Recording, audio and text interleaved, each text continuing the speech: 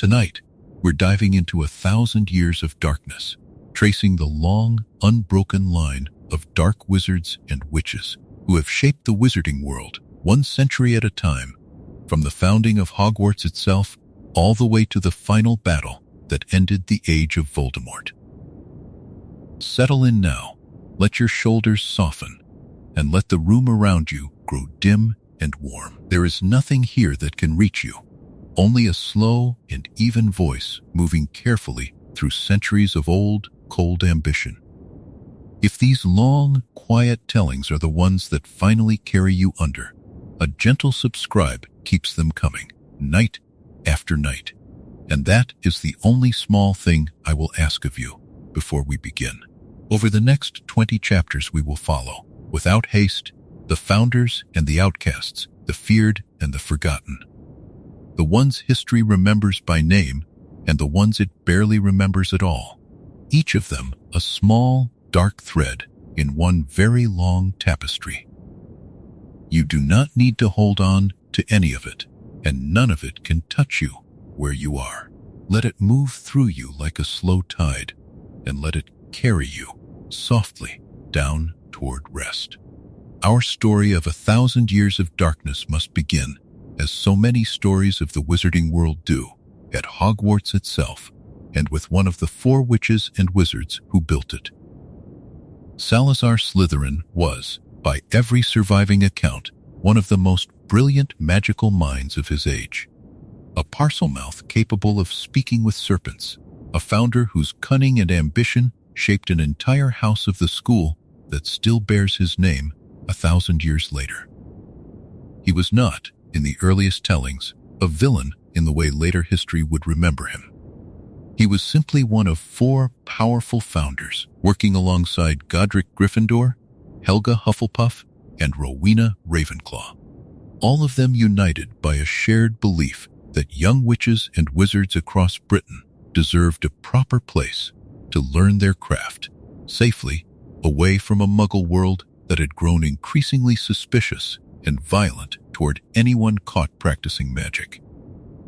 It was not power itself that turned Slytherin into the figure history remembers as the first true architect of darkness within the wizarding world. It was a single, narrowing belief, one that hardened in him over the years the 4 founders worked together, that only students of pure magical blood, born to 2 magical parents, could truly be trusted to learn safely within Hogwarts' walls. Muggle-born students, in his view, carried too great a risk, bringing with them the outside world's fear and suspicion, threatening to expose the whole hidden community if their families ever spoke carelessly. His fellow founders disagreed completely, believing instead that magical talent, wherever it appeared, deserved a proper education, and the disagreement between them grew from academic debate into something far more personal and bitter with each passing year. The final break came, as such things often do, not gradually, but all at once. Accounts differ on the precise argument that ended their partnership, but every version agrees on the outcome. Salazar Slytherin left Hogwarts entirely, walking away from the school he had helped build rather than compromise on a belief the other 3 founders would not accept. He did not simply vanish quietly into retirement. Before he left, in secret, he built a chamber deep beneath the castle, sealed by magic only his own descendants could ever open, and within it he placed a monstrous basilisk, a serpent whose gaze could kill, intending that one day, long after his own death, an heir of his bloodline would return, open what came to be called the Chamber of Secrets, and finish the purge he himself had been prevented from carrying out. What makes Slytherin the true starting point of this 1,000-year history is not simply his prejudice, which was hardly unique to him even in his own era, but the permanence of what he built to enforce it. He did not merely hold a belief and let it die with him. He constructed something patient, something built to outlast his own lifetime by centuries, trusting that history would eventually deliver him an heir willing to finish what he started. That trust was rewarded nearly 1,000 years later in a boy named Tom Riddle, whose own chapter in this long history waits many chapters ahead of us tonight. For now, it is enough to understand that the very first true architect of dark ambition in the wizarding world built his darkness not to burn quickly and be forgotten, but to wait, quietly, patiently, for exactly the right moment to return. The house he left behind absorbed something of this legacy, whether every student sorted into it wished to carry it or not. A reputation for ambition and cunning that would, across the coming centuries, produce far more than its share of witches and wizards who chose to walk the darker paths this history will spend the rest of tonight tracing. Not every Slytherin became what Salazar himself became, not by any measure, but the shadow of his original divide. The first true crack in what should have been a unified magical community, never fully closed, and its echoes reach forward across every single century we are about to walk through together. It is worth pausing to consider what made Slytherin's particular form of ambition so uniquely dangerous compared to ordinary personal cruelty. Many witches and wizards across history have held ugly, narrow beliefs about who deserves respect and opportunity, and most such beliefs, however harmful in the moment, tend to fade with the individual who held them, softened or forgotten by the generations that follow. Slytherin's genius, if it can even be called that, lay in refusing to let his belief die with him. He engineered permanence into his prejudice, building a mechanism, patient and self-sustaining, that required no ongoing effort from him at all once it was set in motion. The chamber needed no maintenance. The basilisk needed no feeding beyond what the castle itself, unknowingly, provided across the centuries. All it required was time, and an heir eventually willing to use it, and Slytherin, in his confidence, seemed entirely certain that both would eventually arrive. This confidence itself deserves attention, because it reveals something important about how the deepest darkness in this history tends to operate. It rarely burns hot and short. It waits, cold and patient, content to let centuries pass rather than risk acting before the conditions are truly right. And nowhere in this 1,000-year history will that patience prove more consequential than in the story of the boy who would eventually answer Slytherin's long, silent invitation. Consider, too, how differently history might have unfolded had the other three founders responded to Slytherin's departure with more curiosity and less relief. By every surviving account, Godric Gryffindor, Helga Hufflepuff, and Rowena Ravenclaw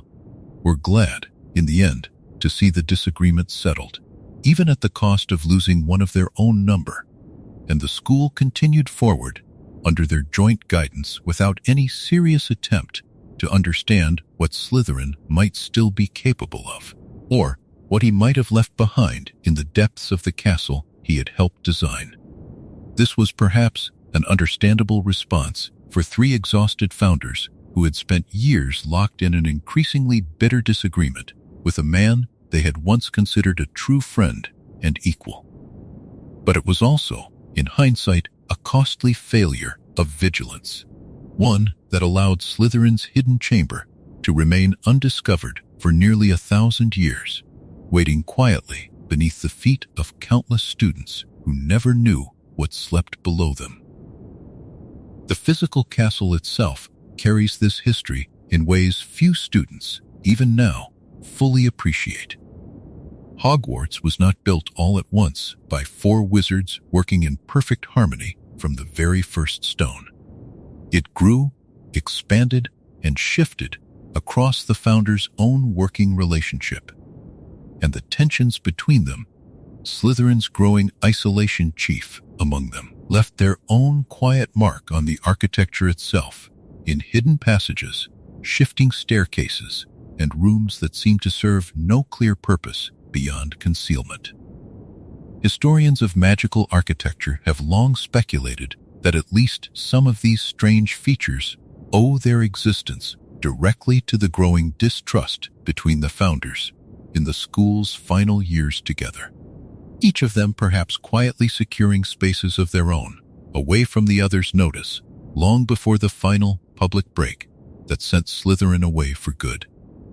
What we are left with, 1,000 years later, is a school whose very foundations carry the memory of its first great internal division,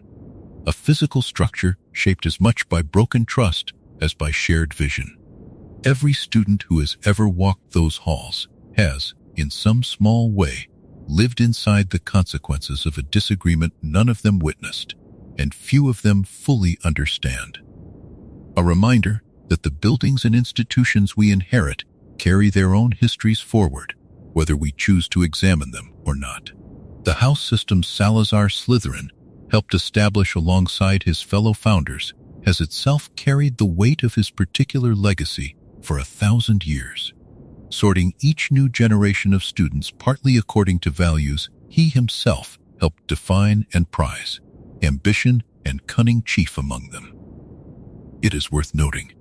as this history moves forward through the centuries, how many of the darkest figures we are about to examine passed through Slytherin House themselves, and how many others did not. A pattern that resists any simple, comfortable conclusion that a single house or a single founder's legacy can fully explain 1,000 years of scattered, varied darkness. Darkness. This history will show again and again, rarely confines itself so neatly to a single house, a single bloodline, or a single, easily identified source. Up next, in Chapter 2, Emeric the Evil and the Duel That Changed the Law will uncover the first officially recorded wizard's duel to the death and how one man's cruelty rewrote the rules of magical conduct for centuries to come. Centuries after Salazar Slytherin walked away from the school he helped build, the wizarding world of medieval Britain remained a scattered, loosely governed place, where disputes between witches and wizards were still, far too often, settled with a wand rather than with words. It was into this rougher, less regulated age that a wizard remembered only by the name history gave him, Emeric the Evil, carved his own small and violent legacy, one that would eventually force the wizarding world to write laws it had never before thought necessary. Very little survives about Emeric's early life, his family, or the source of the cruelty that would come to define him. What survives instead is the record of what he did in the year 1269, when he challenged another wizard, a man remembered as Egbert the Egregious, to a duel. Duels between wizards were not unusual for the era, often fought over land, insults, or magical rivalries, typically ending with humiliation, injury, or a grudging truce once one side proved clearly outmatched. What made Emeric's duel with Egbert different, and what earned Emeric his place in this long history of darkness, was that he did not stop when the outcome was already decided. He continued the fight until Egbert was dead, and in doing so, he became the first wizard on record whose duel ended not in submission or injury, but in a deliberate, witnessed killing. The wizarding authorities of the time, loosely organized as they were in that era before a formal Ministry of Magic existed, had no established framework for dealing with what Emeric had done. There was no clear law against killing another wizard in a duel, because no one had ever needed one before, at least not one severe enough to require a name and a punishment. Emeric's actions forced the earliest wizarding governing bodies to reckon, for the first time in any documented way, with the question of what limits should exist on magical combat between witches and wizards, and what consequence should follow when someone crossed them so completely. The record of what happened to Emeric himself afterward is thin and inconsistent across different sources, some suggesting he was hunted down and killed in turn by allies of Egbert, others suggesting he simply vanished from the historical record entirely, his fate as poorly documented as the rest of his life had been. What is certain, and what earns him his place in the earliest chapters of this long history, is the consequence of what he did, rather than the mystery of what became of him. In the years that followed, wizarding governing councils across Britain began, slowly and unevenly, to draft the first rules governing acceptable conduct in duels, early ancestors of the far more formal dueling code that would eventually be recognized and enforced across magical Britain for centuries afterward. It is worth pausing here to notice something that will repeat again and again across this long history. Darkness of this kind rarely exists only for its own sake. It shapes the world around it, forcing change, forcing law, forcing the people who survive it to build something sturdier in its wake. Emeric the Evil killed a man in anger and ambition, and in doing so, without meaning to. He became one of the first reasons the wizarding world began to understand that magical power without any boundary at all was a danger too large to simply be left alone. Every dark wizard who follows him in this history, all the way to the final battle at Hogwarts many centuries later, exists within a framework of law and consequence that men like Emeric helped force into being, however unwillingly, however far short of true justice that framework would ultimately prove. The wizarding governing bodies of the era, still centuries away from anything resembling the organized ministry of magic that would eventually emerge, struggled visibly with the question of proportionate response. Some council members argued for immediate, severe punishment, hoping to establish a clear deterrent before similar duels became commonplace. Others, more cautious, worried that punishing a wizard too harshly for what remained, technically, a fair fight under the loose customs of the time might set an uncomfortable precedent of its own, one that could later be turned against powerful families defending their own honor in equally lethal ways. This tension between deterrence and precedent would echo through wizarding law for centuries afterward, an early and unglamorous preview of the same difficult balancing act later governments would face again and again when deciding how to punish dark magic without accidentally criminalizing every act of self-defense or honest conflict. Emeric's case, however imperfectly resolved by the standards of any later era, planted a seed that would eventually grow into something resembling real magical jurisprudence, however slowly and unevenly that growth actually proceeded across the centuries that followed his forgotten, violent name into history.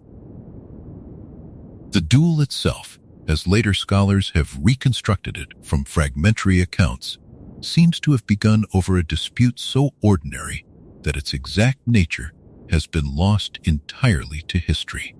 Some disagreement over land, or an insult exchanged in anger. The kind of quarrel that had likely resolved itself peacefully between other wizards 1,000 times before, without anyone thinking to record it at all. What made this particular quarrel different was not its origin, but Emeric's refusal to observe the unwritten customs that typically governed such confrontations, customs that expected a duel to end the moment one combatant was clearly beaten, disarmed, or otherwise rendered unable to continue. Egbert, by every surviving account, reached exactly that point, and Emeric continued, regardless, a choice that transformed an ordinary dispute into something the wizarding world had no proper name for yet. The absence of any established punishment forced the governing councils of the time into uncomfortable improvisation, and the records that survive suggest genuine, prolonged disagreement among those responsible for deciding Emeric's fate. Some pushed for banishment, others for a magical binding that would prevent him from ever dueling again, and still others argued that no punishment at all was strictly required, since no formal law had technically been broken by a man simply continuing to fight until his opponent could fight no more.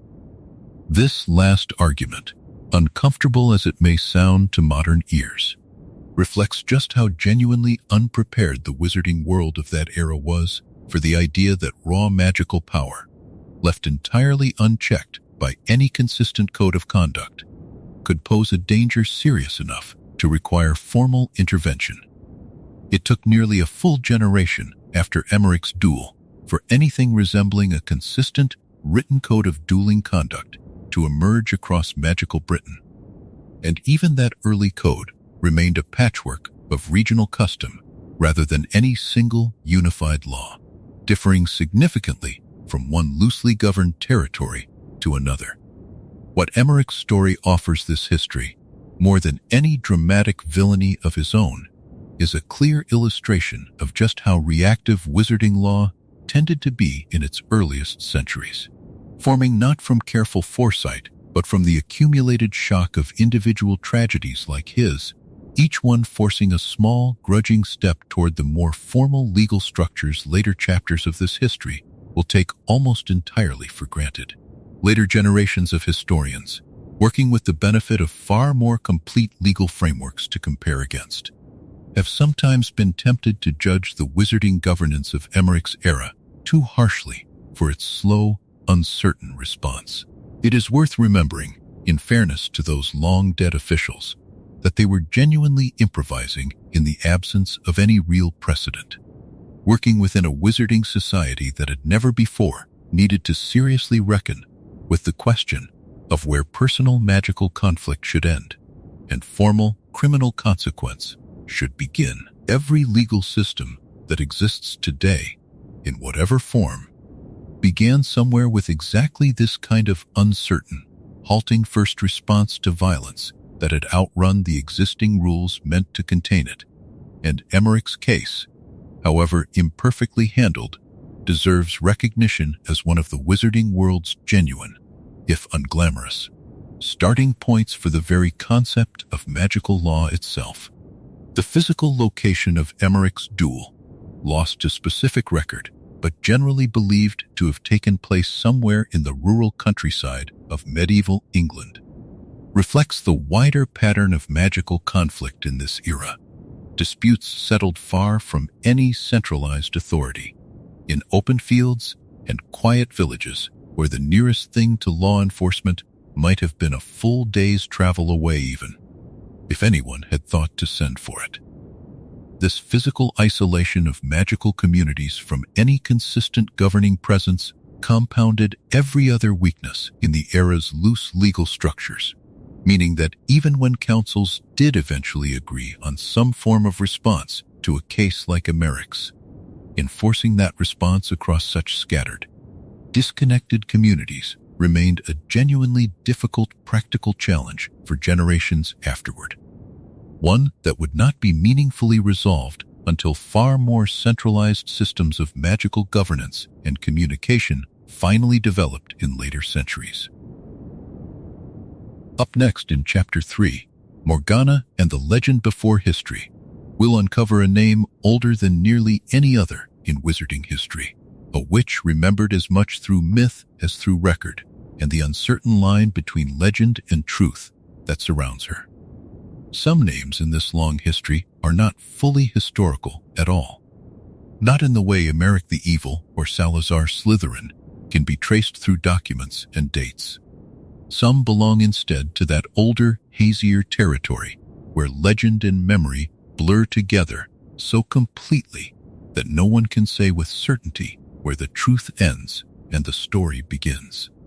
Morgana is one such name, a witch whose reputation for dark and formidable magic reaches back further than almost any other figure the wizarding world still speaks of, further even than the chocolate frog card collectors who preserve her likeness for children today could easily explain. In the oldest layers of magical folklore, shared across Britain long before Hogwarts existed at all, Morgana appears as a sorceress of immense and often frightening power, associated with legends far older than the wizarding world's own written history, tangled up with tales of ancient kings and enchanted islands that most historians, magical or otherwise, now treat as more myth than fact. What the wizarding world chose to preserve from these old stories was not a gentle or heroic version of her, but a darker one,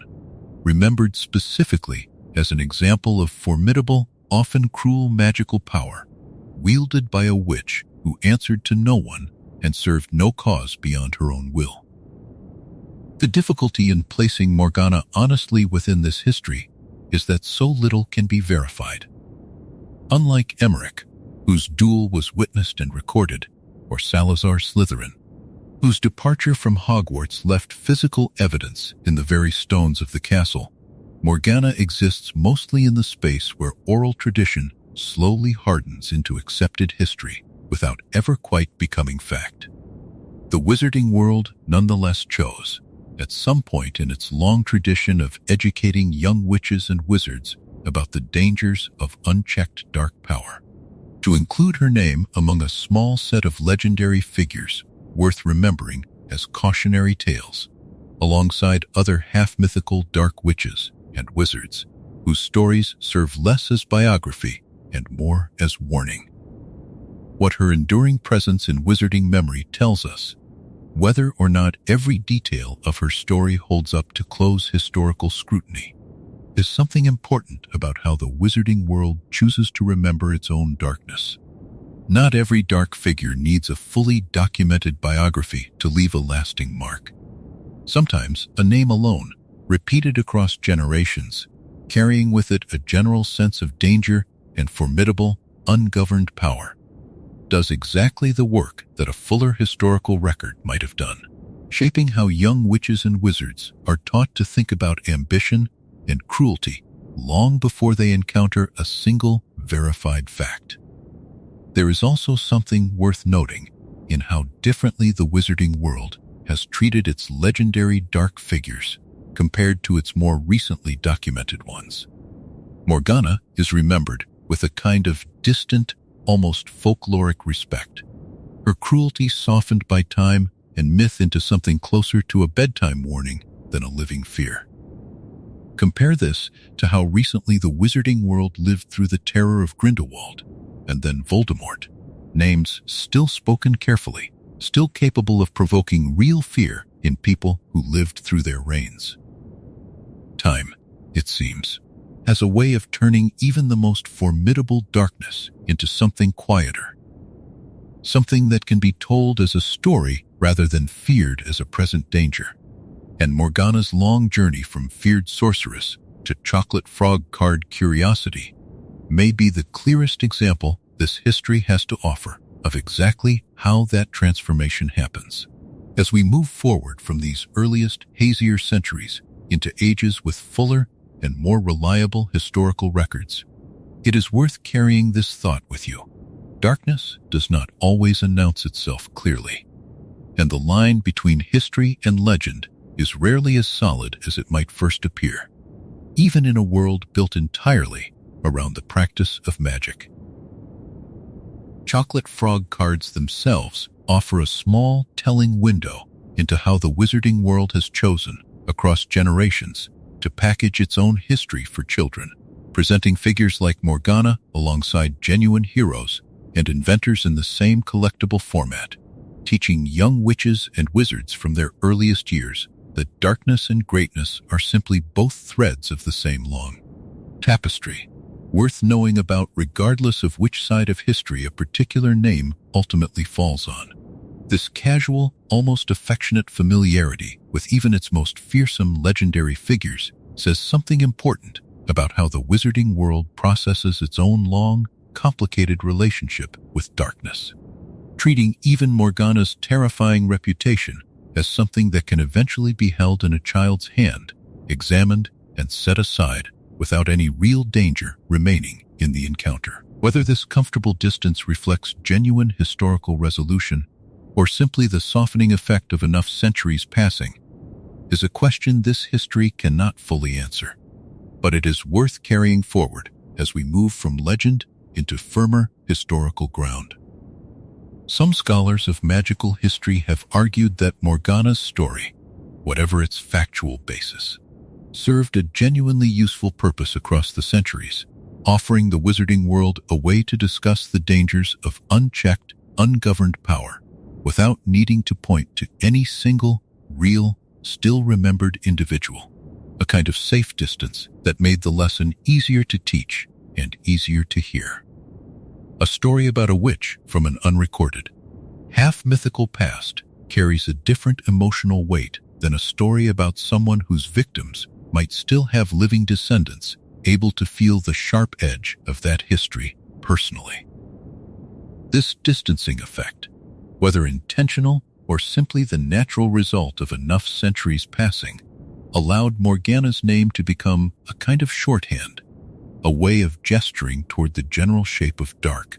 ungoverned ambition without requiring the harder, more uncomfortable specificity that later chapters of this same history, closer to living memory, will demand of us. It is worth considering, too, how this pattern of softened legendary memory contrasts with the far more carefully documented figures this history will spend most of its remaining chapters examining. Grindelwald and Voldemort left behind extensive records, court documents, eyewitness testimony, photographs, and memories that can still, even now, be examined directly by those with the training and the stomach for it. Morgana left behind only story, repeated and reshaped by each generation that told it, until the woman herself, whoever she truly was, became almost entirely inseparable from the legend built around her. This is not necessarily a loss. Legends serve their own important purpose in how a culture teaches its children to recognize and fear the shape of real danger, even when the specific details have long since blurred beyond any hope of verification. But it is worth remembering, as we move into centuries with fuller and more reliable records, that the comfortable distance legend provides is itself a kind of privilege, one that recent history, still raw and still remembered by living witnesses, has not yet earned the right to claim for itself.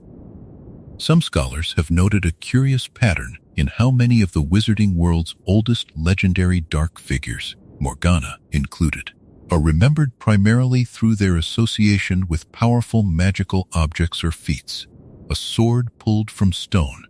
a lake that granted or withheld its gifts, an enchantment powerful enough to alter fate itself, rather than through any detailed record of their actual personality or motivation.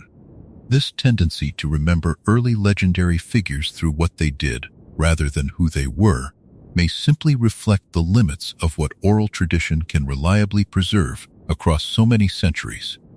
But it also means that Morgana, whatever she truly was, comes down to us today as more symbol than person. A fate that stands in sharp, deliberate contrast to how carefully this history's later chapters, dealing with figures whose lives fall within genuine living memory, will work to preserve the fuller, more complicated humanity of everyone we encounter there. Up next in Chapter 4, the Gaunt family's long descent, we'll uncover the slow, generations-long decline of a once proud pure-blood family, and how pride, isolation, and inbreeding combined to produce one of the darkest bloodlines in wizarding history. Not every dark figure in this long history arrives suddenly, through a single violent act or a single fateful choice. Some darkness accumulates slowly, generation after generation, the way rust spreads across old iron left too long in the damp. The Gaunt family offers this history one of its clearest examples of exactly that kind of slow, grinding decline, a bloodline that began many centuries ago as one of the proudest and most powerful pure-blood families in magical Britain, and ended, by the time the 20th century arrived, as something closer to a cautionary tale than a family at all. The Gaunts traced their ancestry directly back to Salazar Slytherin himself, a lineage they treated not as a piece of interesting history, but as the single most important fact about themselves, the only claim to significance that mattered once the family's wealth and standing had long since crumbled away. Where other old pure-blood families of the era found ways to maintain their fortunes and their place in wizarding society across the centuries, the Gaunts did the opposite, growing more isolated, more suspicious of outsiders, and more insistent on the supposed purity of their blood with every generation that passed, even as that same insistence on marrying only within their own small circle of pure blood relations began to visibly damage the family from the inside. By the time we reached the generation of Marvolo Gaunt and his two children, Morphin and Merope, the decline was no longer subtle. The family lived in squalor in a small, decaying shack, clinging to a handful of treasured heirlooms, a ring said to have belonged to Salazar Slytherin himself, and a locket that had once belonged to Slytherin too, as though these two objects alone could still prove the greatness the family no longer possessed in any other visible way. Marvolo ruled his household with open cruelty, boasting constantly of his pure blood while living in conditions far poorer than most Muggle families nearby, an irony he seemed entirely unable to recognize in himself. Morphin, his son, grew up erratic and violent, eventually imprisoned in Azkaban for attacking Muggles, a pattern of casual cruelty the family seemed to treat as simply their due right, rather than a crime. Merope Gaunt, the daughter, suffered perhaps the cruelest fate of all within this already cruel household, treated with contempt by her own father and brother for what they considered her weak, unremarkable magical ability, kept close to a home that offered her nothing resembling warmth or safety. Her eventual desperate bid for some kind of life of her own, using dark magic to bind a wealthy Muggle man named Tom Riddle to her, ended in exactly the kind of tragedy this family's long decline seemed almost designed to produce: abandonment, poverty, and death shortly after giving birth to a son in a London orphanage, a son she named Tom Marvolo Riddle, carrying forward both her lost husband's name and her own family's, unaware that she was delivering into the world the single darkest wizard the wizarding world would ever come to fear. The Gaunt family's story matters to this history not because any single member of it achieved anything close to the scale of darkness later chapters will cover, but because of what their slow, self-inflicted decline produced at its very end. A family that spent generations narrowing itself, isolating itself, insisting on a purity that brought them nothing but poverty and cruelty, finally produced, almost as if by some grim inevitability, the child who would grow up to become Lord Voldemort himself. Darkness, this family's history reminds us, does not always arrive through grand ambition or a single dramatic choice. Sometimes it simply accumulates quietly across generations, in households the wider wizarding world barely noticed, until it finally breaks out into the open in a form too large to ignore any longer. There is a particular sorrow worth noting in how completely the Gaunt family mistook their obsession with lineage for actual strength. A family genuinely secure in its standing rarely needs to announce its pedigree constantly to strangers, and yet Marvolo Gaunt did exactly that, brandishing his connection to Slytherin as though the mere fact of descent could substitute for the wealth, respect, and basic competence his household so plainly lacked. This mistaking of inherited blood for present merit runs as a quiet undercurrent through nearly every chapter of pure blood ideology this history will continue to trace, a pattern the Gaunts embodied perhaps more completely and more tragically than any other family this history has occasion to examine. Their decline was not simply financial or social. It was, in the most literal sense available to a magical family, biological, generations of marrying,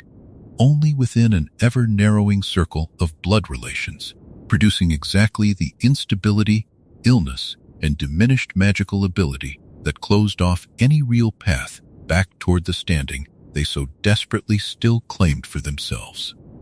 The two treasured heirlooms the family clung to across their long decline, Marvolo Gaunt's ring and Slytherin's own locket, deserve particular attention within this history, since both objects would eventually travel far beyond the Gaunt family's small, decaying shack and into the hands of Tom Riddle himself, transformed from symbols of a fading family's pride into 2 of the 7 fragments into which he would eventually split his own soul. There is a bleak, almost circular symmetry in this transformation.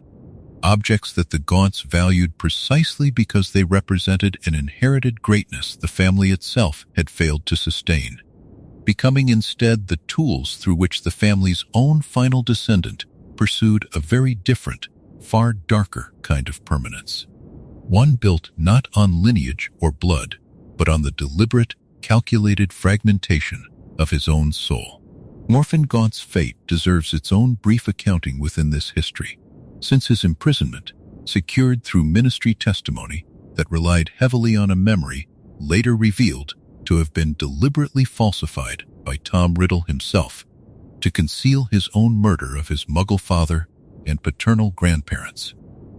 represents one more small, largely unremarked injustice layered atop the family's already considerable suffering. Morfinn spent the remainder of his life in Azkaban for a crime he did not commit, convicted largely on the strength of his own genuinely violent reputation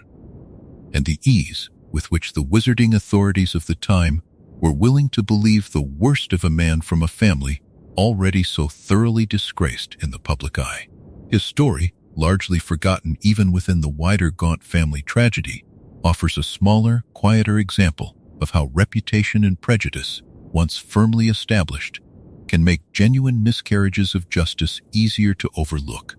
a pattern this history has already traced in earlier centuries and will, unfortunately, trace again before its final chapter arrives. The wider pure blood community's own attitude toward the Gaunts during their long decline deserves brief mention, since even families who shared the Gaunts' basic ideological commitment to blood purity largely kept their distance, treating the family's obvious poverty and instability as a source of embarrassment rather than solidarity. This quiet ostracism reveals an uncomfortable truth about pure blood ideology that runs through much of this history. Its claimed unity around shared blood and shared values rarely extended genuine loyalty or support to those members of that same community who fell furthest from wealth and standing, suggesting that the ideology itself may always have been less about genuine kinship and more about maintaining a convenient hierarchy that best served those already comfortably positioned at its top.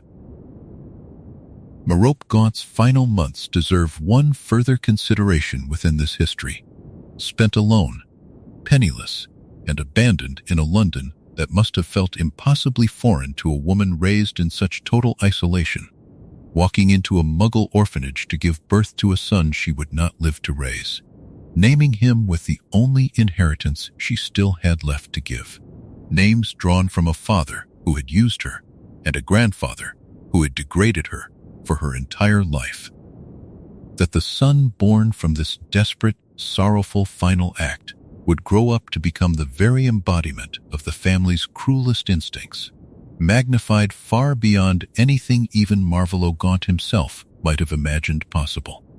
stands as this history's clearest illustration yet of how thoroughly one family's long accumulated darkness can outlive every single person who contributed to building it.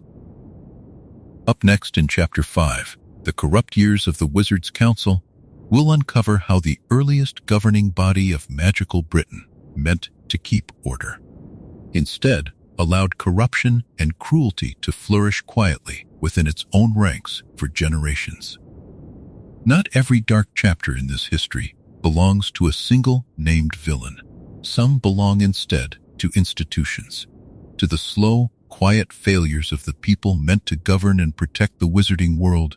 And one of the clearest examples of this kind of institutional darkness comes from the earliest centuries of organized magical governance in Britain,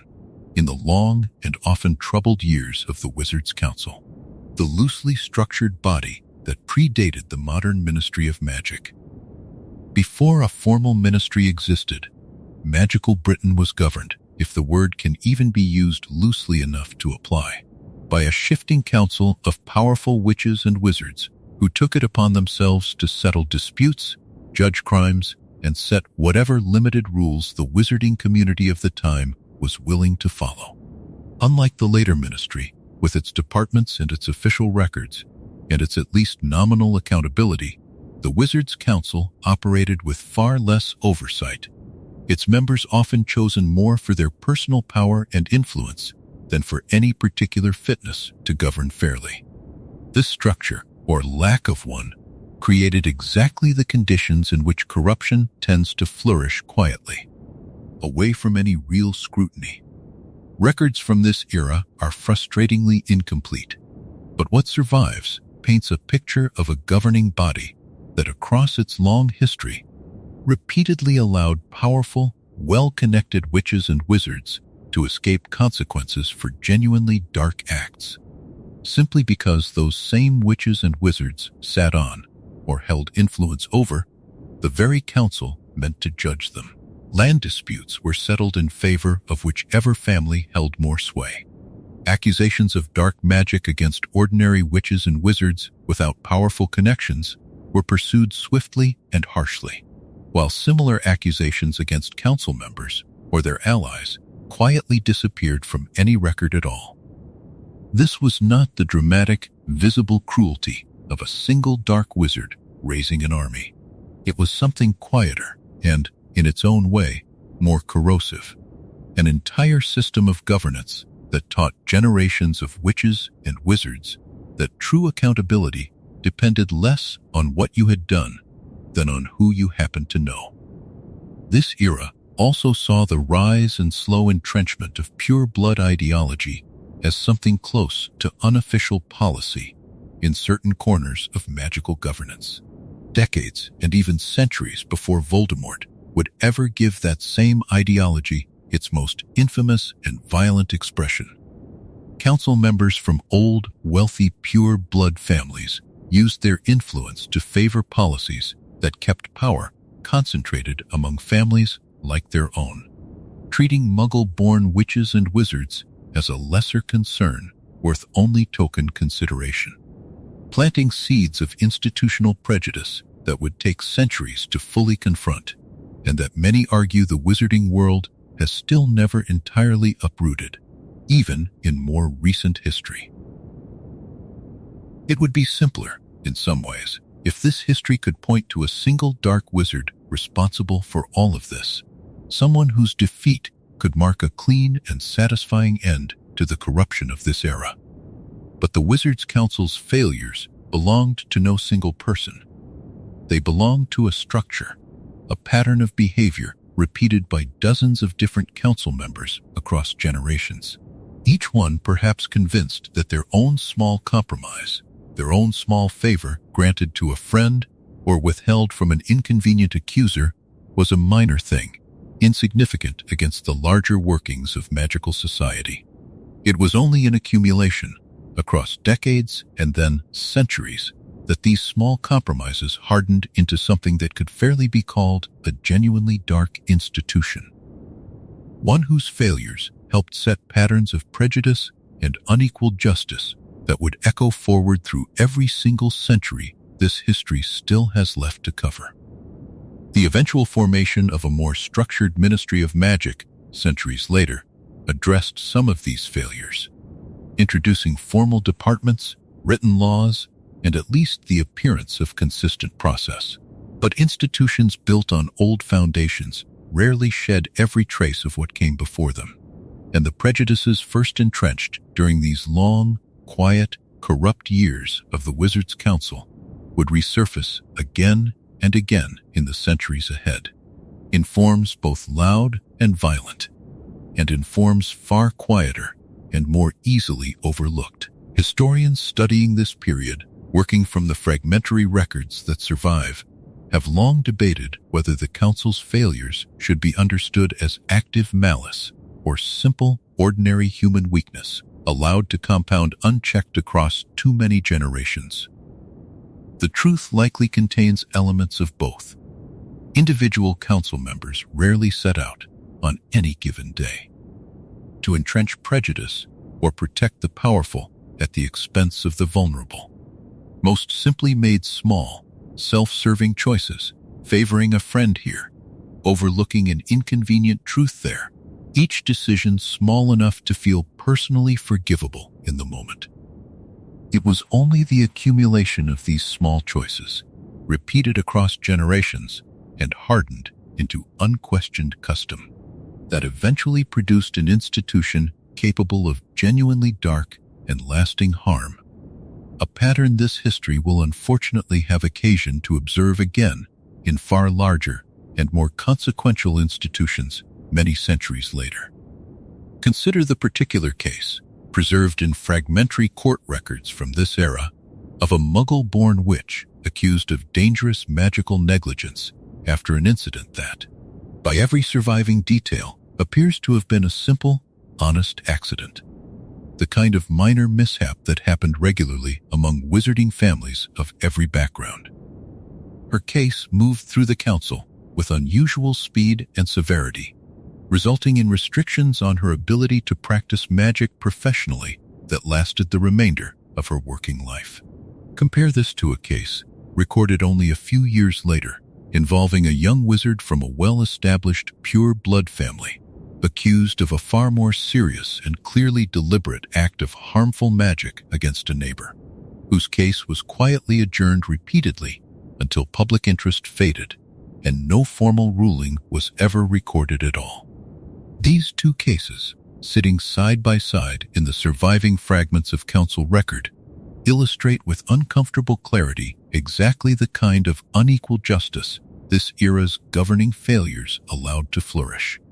Not through any single dramatic act of corruption, but through the steady, quiet accumulation of exactly this kind of unequal treatment, case after case, across generations. The eventual reforms that followed, when they finally came, arrived slowly and incompletely, driven less by any sudden moral awakening among the wizarding elite than by the practical necessity of the era this history will examine next. A dark century of Muggle witch hunts that made the wizarding world's internal governance failures suddenly, urgently visible in ways that could no longer be safely ignored or quietly buried in unresolved court records. It is a familiar pattern this history will note again in later centuries. Institutions rarely reform themselves purely from internal conscience. More often, reform arrives only once external crisis makes the cost of continued failure too visible, too dangerous, and too widely felt to keep ignoring any longer.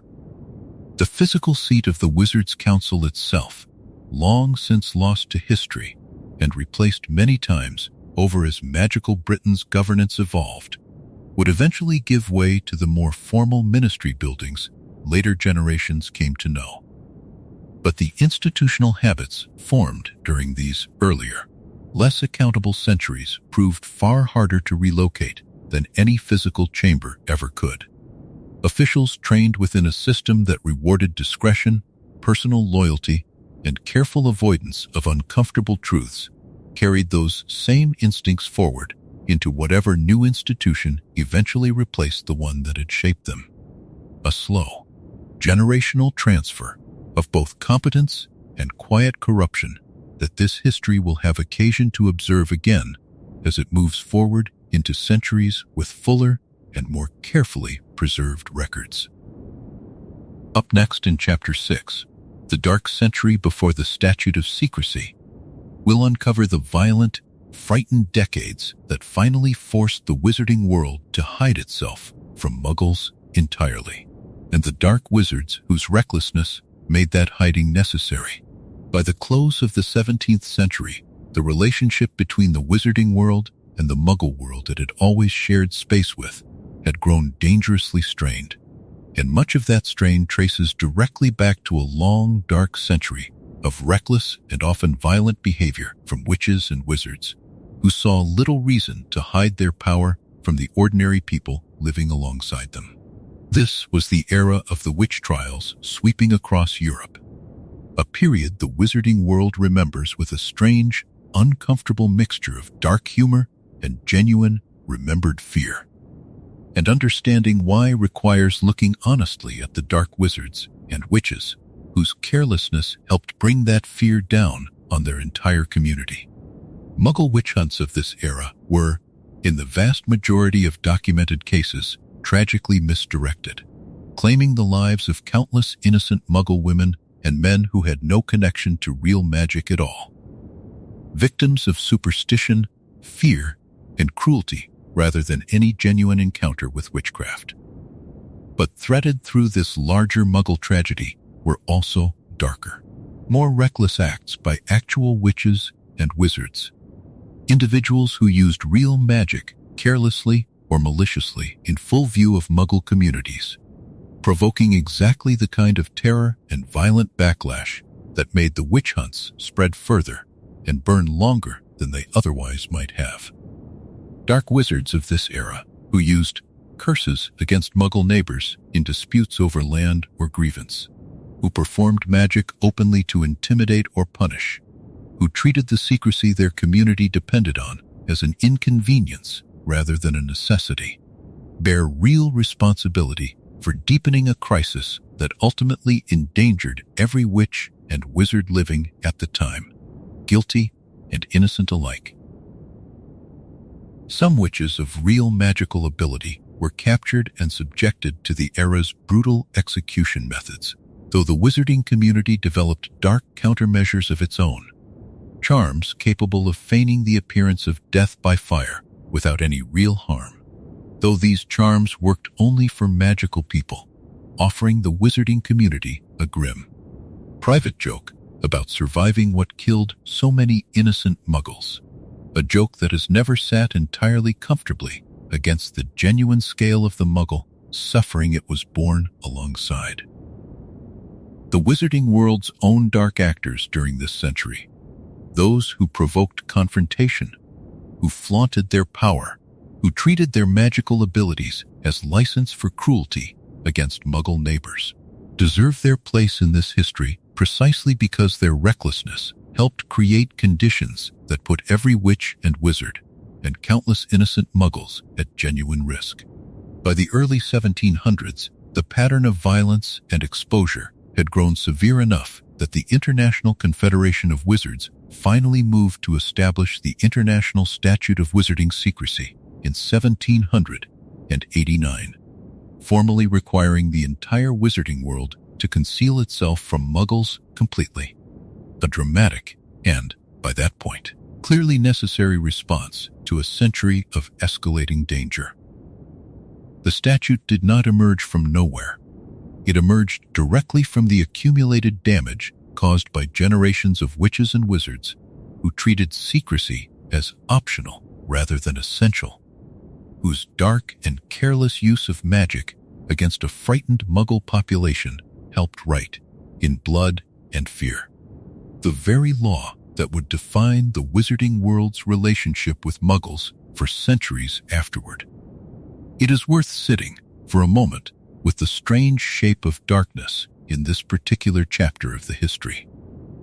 Unlike a single dark wizard raising an army or building a hidden chamber, the darkness of this century belonged to no one figure and to nearly everyone at once. A collective failure of restraint and consideration that eventually forced the entire wizarding world into hiding, a consequence still shaping daily wizarding life 1,000 years after Salazar Slytherin first walked away from the school he helped build. The Statute of Secrecy remains, even now, one of the most consequential pieces of magical law ever passed, and its origins lie squarely in this long, dark, careless century we have just walked through together. The human cost carried by the wider Muggle population during this century deserves to be named plainly and not simply treated as unfortunate background to the wizarding world's own internal reckoning. Thousands of entirely innocent Muggle men and women, most of them possessing no magical ability whatsoever, were tortured and executed across Europe during the height of the witch hunts, victims of superstition and fear that the reckless behavior of a comparatively small number of real, careless witches and wizards had helped inflame far beyond what it might otherwise have become. The wizarding world's own darker actors during this century bear a particular, uncomfortable responsibility for this suffering, not as its sole cause, since Muggle superstition and social panic clearly existed independent of any real magical provocation, but as a genuine accelerant, pouring fuel onto a fire that was already burning and would otherwise, perhaps, have burned somewhat less catastrophically. The wizarding community's own dark countermeasures during this century, including the flame-freezing charms that allowed captured witches to survive execution by fire without any Muggle observer suspecting the truth, reveal a troubling moral complexity worth sitting with honestly. These charms undoubtedly saved genuine magical lives. Witches and wizards who might otherwise have died for crimes of magic they had, in fact, committed, or simply for the crime of being suspected. But their existence also meant that magical communities of the era could, and in some documented cases did, watch entirely innocent Muggle neighbors condemned and executed for imagined witchcraft without ever stepping forward to correct the record, protected by the same secrecy that shielded their own survival, a silence that, however understandable, given the very real danger of exposure, still represents its own quiet failure of conscience worth naming plainly within this history. Wendelin the Weird stands as one of the era's more curious figures, a witch who, according to persistent wizarding legend, deliberately allowed herself to be captured and burned dozens of times across her long life, purely for the strange thrill of surviving the experience through magic, treating a genuinely horrifying chapter of Muggle suffering as a kind of personal amusement. Whether this legend is entirely accurate or has grown stranger with each retelling, it captures something important about how differently the wizarding world experienced this dark century compared to the Muggle population living through the very same events. A gulf in genuine danger and genuine consequence that this history should not allow itself to overlook or minimize. However dark the wizarding world's own internal reckoning with this era eventually became. The Statute of Secrecy's eventual passage in 1789 did not arrive as a single, sudden decision, but as the culmination of decades of mounting pressure from wizarding communities across Europe, each with their own accumulated stories of close calls and near exposures, gradually building enough shared consensus that formal, binding secrecy became not merely advisable, but genuinely unavoidable. The International Confederation of Wizards, still young and untested as a governing body at the time, treated the statute's passage as one of its first truly significant acts of coordinated authority, a foundational achievement that would shape the basic structure of wizarding life for every century that followed, right up through the present telling of this very history. The generations of witches and wizards who lived through the transition into full secrecy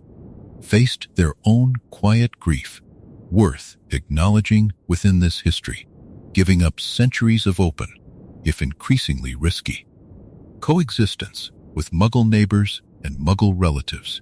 for a more permanent, more thorough concealment that would define wizarding life for every century still to come. Some scholars of this period have suggested that the particular wizarding tradition of maintaining careful, sometimes elaborate cover stories and diversions to explain away accidental magic to Muggle witnesses traces its origins directly to this anxious, transitional era ordinary witches and wizards learning, often through hard and embarrassing experience.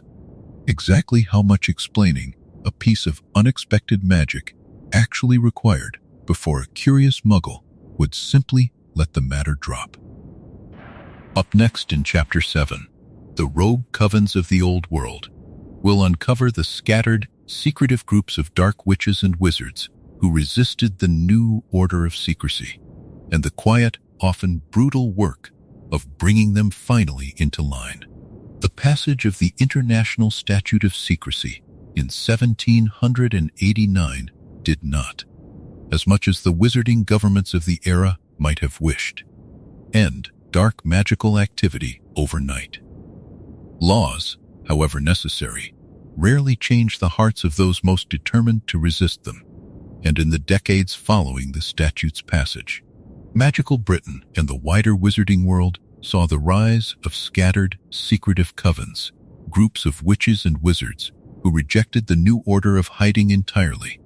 clinging instead to older, more dangerous ways of living openly among, and often preying upon, unsuspecting Muggle communities. These covens were rarely large or centrally organized. More often small clusters of dark witches and wizards operating in remote corners of the countryside,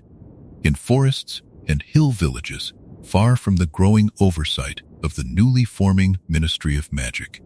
Some were driven by genuine ideological resistance, a belief that magical people should never have been made to hide,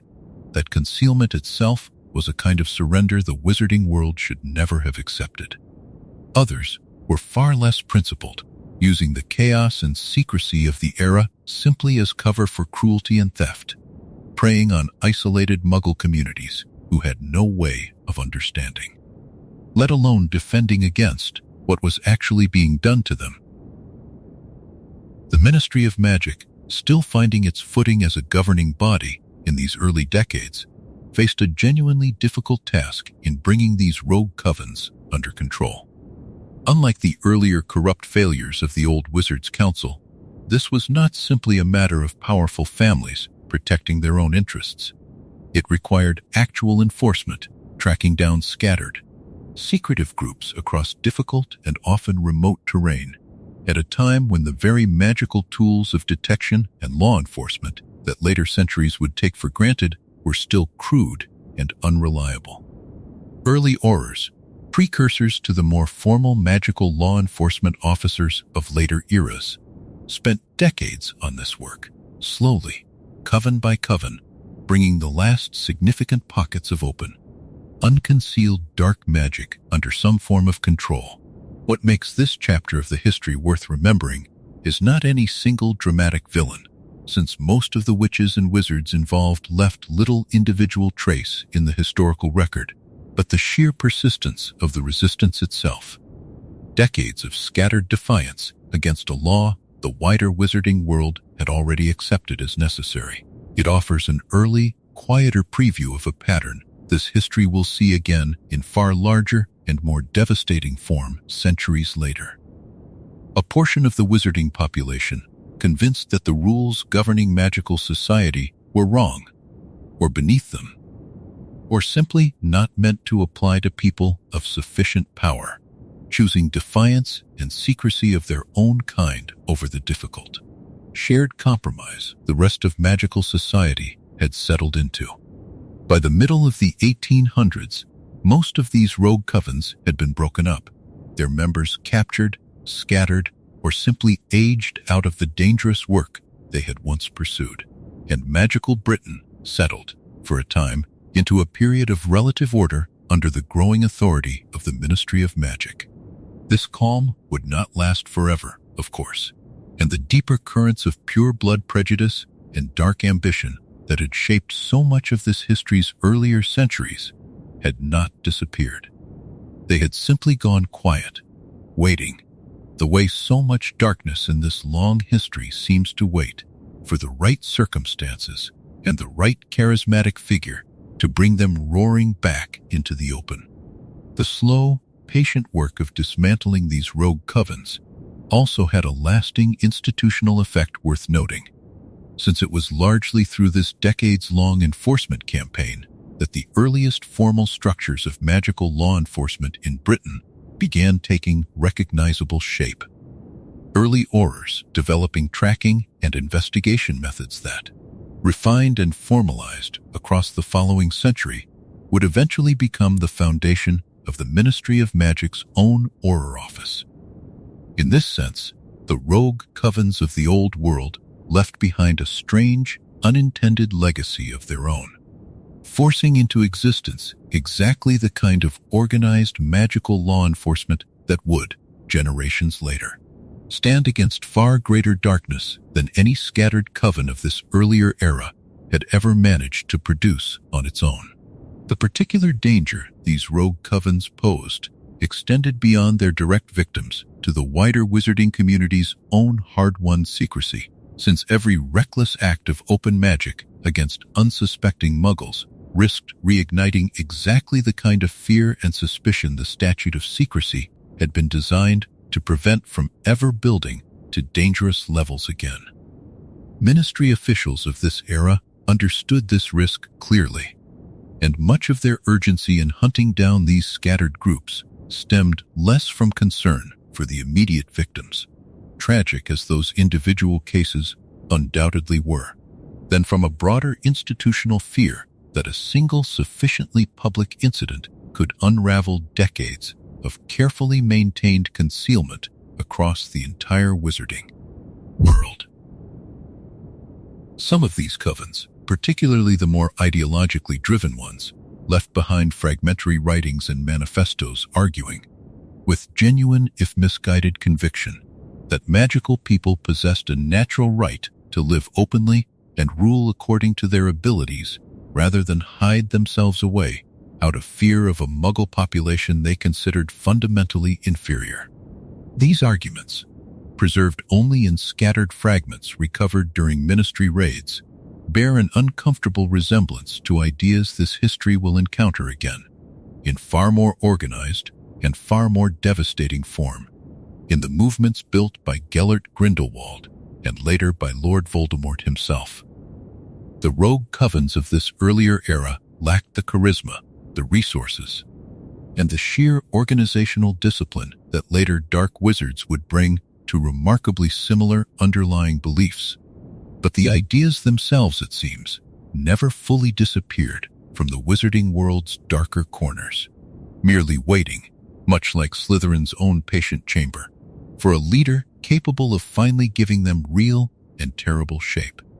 The particular remoteness of the terrain these covens favored, forests and hill villages far from the growing reach of formal wizarding government, established a pattern this history will see echoed again in Voldemort's own later use of similarly remote, forgotten places to hide and regroup.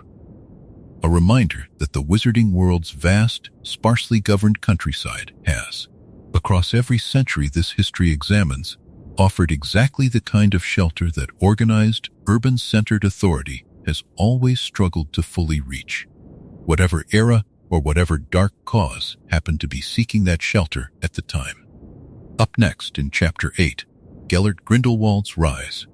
we'll uncover the beginning of the most devastating dark wizard's career the wizarding world had seen in centuries, a rise built on brilliance, charisma, and a dangerous, seductive idea. After a long stretch of relative order across the 1800s and into the early 20th century, the wizarding world's uneasy peace finally broke,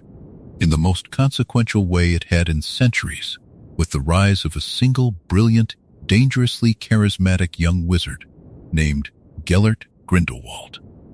Where earlier chapters of this history have shown darkness accumulating slowly through decaying families or corrupt institutions, Grindelwald's rise moved quickly, propelled by genuine, formidable magical talent and a persuasive vision that many witches and wizards of his era found themselves drawn to almost against their own better judgment. Grindelwald was educated at Durmstrang Institute, a school long known, fairly or not, for a more permissive attitude toward the darker branches of magic than Hogwarts allowed, and it was there that his talent and his dangerous curiosity first drew serious concern, eventually resulting in his expulsion for experiments considered too dark even by Durmstrang's own more tolerant standards. Rather than facing any lasting consequence for this expulsion, the young Grindelwald simply traveled to England, ostensibly for a quiet summer with his great-aunt, the historian Bathilda Bagshot, in the small village of Godric's Hollow. It was there that he met a brilliant young wizard of his own age, Albus Dumbledore, and the friendship that formed between them that summer would shape both of their lives and much of wizarding history for decades to come. Together, the two young men developed a vision of a new order for the wizarding world, one in which witches and wizards would no longer hide themselves from muggles, but would instead rule openly, guiding and governing a world they considered themselves naturally suited to lead. All of it wrapped in a phrase the two of them leaned on constantly, that such rule would ultimately serve the greater good, even if the immediate cost, paid mostly by those who resisted it, might be severe. That summer ended in tragedy, in the accidental death of Dumbledore's sister Ariana during a heated confrontation between the two friends and Dumbledore's younger brother Aberforth. And Grindelwald fled England that same night, disappearing back into mainland Europe before facing any real questioning about the role he had played in her death. What might have remained a private, contained tragedy instead became the beginning of something far larger, as Grindelwald, freed from the one friendship that might have tempered his ambition, began building the movement the two of them had once only dreamed about together, now pursuing it entirely on his own, and entirely without the moral restraint Dumbledore might once have provided. Over the following years, Grindelwald's influence spread steadily across magical Europe, drawing followers through a combination of genuine ideological conviction and simple, practical fear. His growing reputation for both brilliance and ruthlessness, making him a figure few dared to openly oppose. He acquired, through means that remain only partially documented, the Elder Wand, one of the three legendary Deathly Hallows from the wand-maker Grigorovich, an acquisition that only deepened both his personal power and the near-mythic reputation building around him. By the time his ambitions had fully declared themselves, Grindelwald commanded a following large and devoted enough to plunge significant portions of magical Europe into open conflict. A war fought not with the open cruelty of later conflicts this history will cover, but with the particular, unsettling conviction of a movement that genuinely believed itself to be acting for everyone's ultimate benefit, whatever the immediate cost to those who disagreed. What distinguishes Grindelwald from the darkness this history has traced so far is not simply the scale of what he built, though that scale was real and historic in its own right, but the particular seductive quality of his ideology.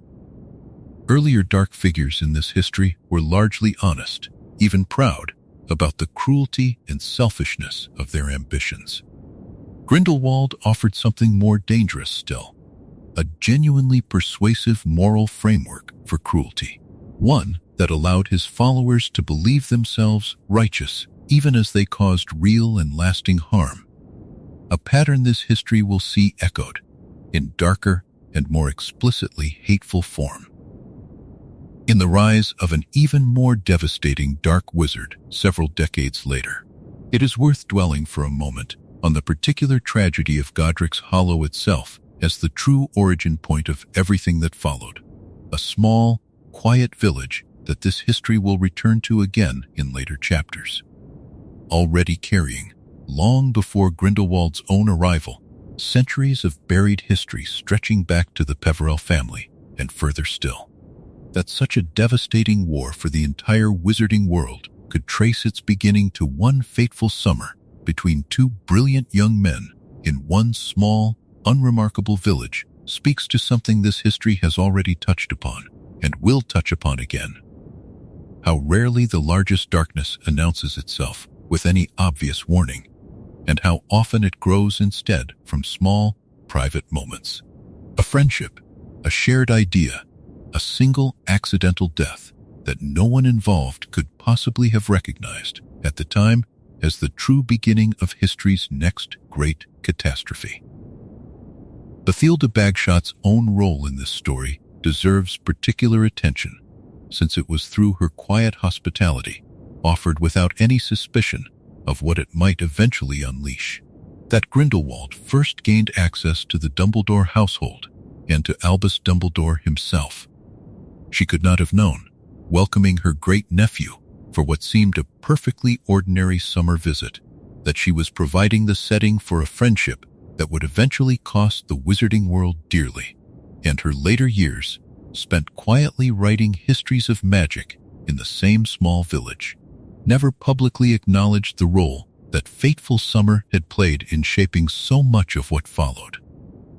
A silence she carried for the remainder of her long life. The specific manuscripts and letters exchanged between Dumbledore and Grindelwald during this period, some of which survived and were later made public against Dumbledore's own wishes, revealed two brilliant young minds working through genuinely sophisticated arguments about power, governance, and the proper relationship between the magical and muggle worlds, arguments that read, to later scholars examining them, as disturbingly persuasive precisely because they were not simply the ravings of an obvious villain, but the careful, intelligent reasoning of two young men who genuinely believed themselves to be thinking more clearly and more courageously than the cautious wizarding establishment around them. This intellectual sophistication is part of what makes Grindelwald's later reign of terror so unsettling to study honestly. He did not stumble into darkness through stupidity or simple bloodlust. He reasoned his way there, carefully and deliberately, with the willing participation, for one crucial summer, of a friend who would spend the rest of his own long life trying to atone for having once found those same arguments so compelling. Aberforth Dumbledore's own bitter, lasting resentment toward Grindelwald, distinct from, and in some ways sharper than his more complicated feelings toward his brother Albus, adds another quiet thread to this chapter's accounting. Aberforth had watched Grindelwald's arrival transform his brother from a devoted, if occasionally distracted, caretaker of their fragile sister into someone visibly more captivated by grand abstract ideas than by the immediate practical needs of the family right in front of him. A shift Aberforth never fully forgave in either man, and one that shaped his own guarded, private approach to the rest of his long life. Up next in Chapter 9, The War for the Greater Good, we'll uncover the full scope of the conflict Grindelwald's movement unleashed across magical Europe, and the growing cost paid by those who found themselves standing in its way.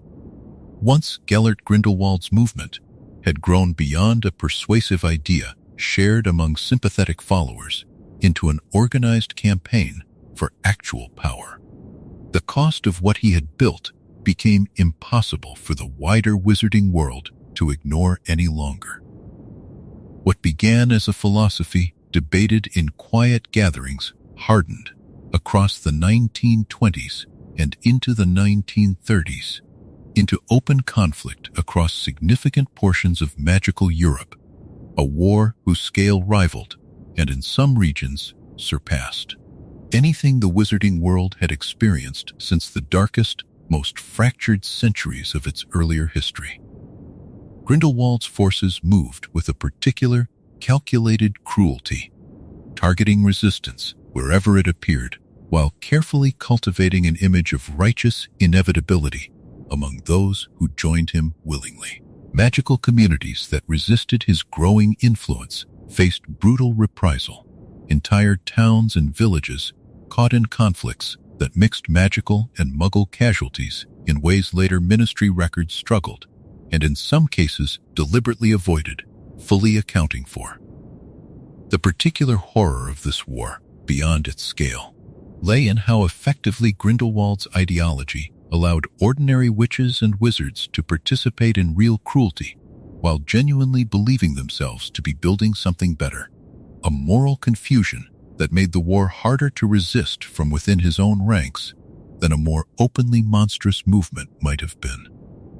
Magical governments across Europe responded slowly and unevenly,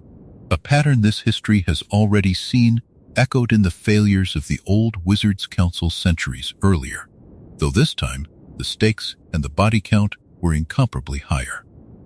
Some governments underestimated Grindelwald's growing strength until it was nearly too late to respond effectively. Others found themselves compromised by sympathizers within their own ranks,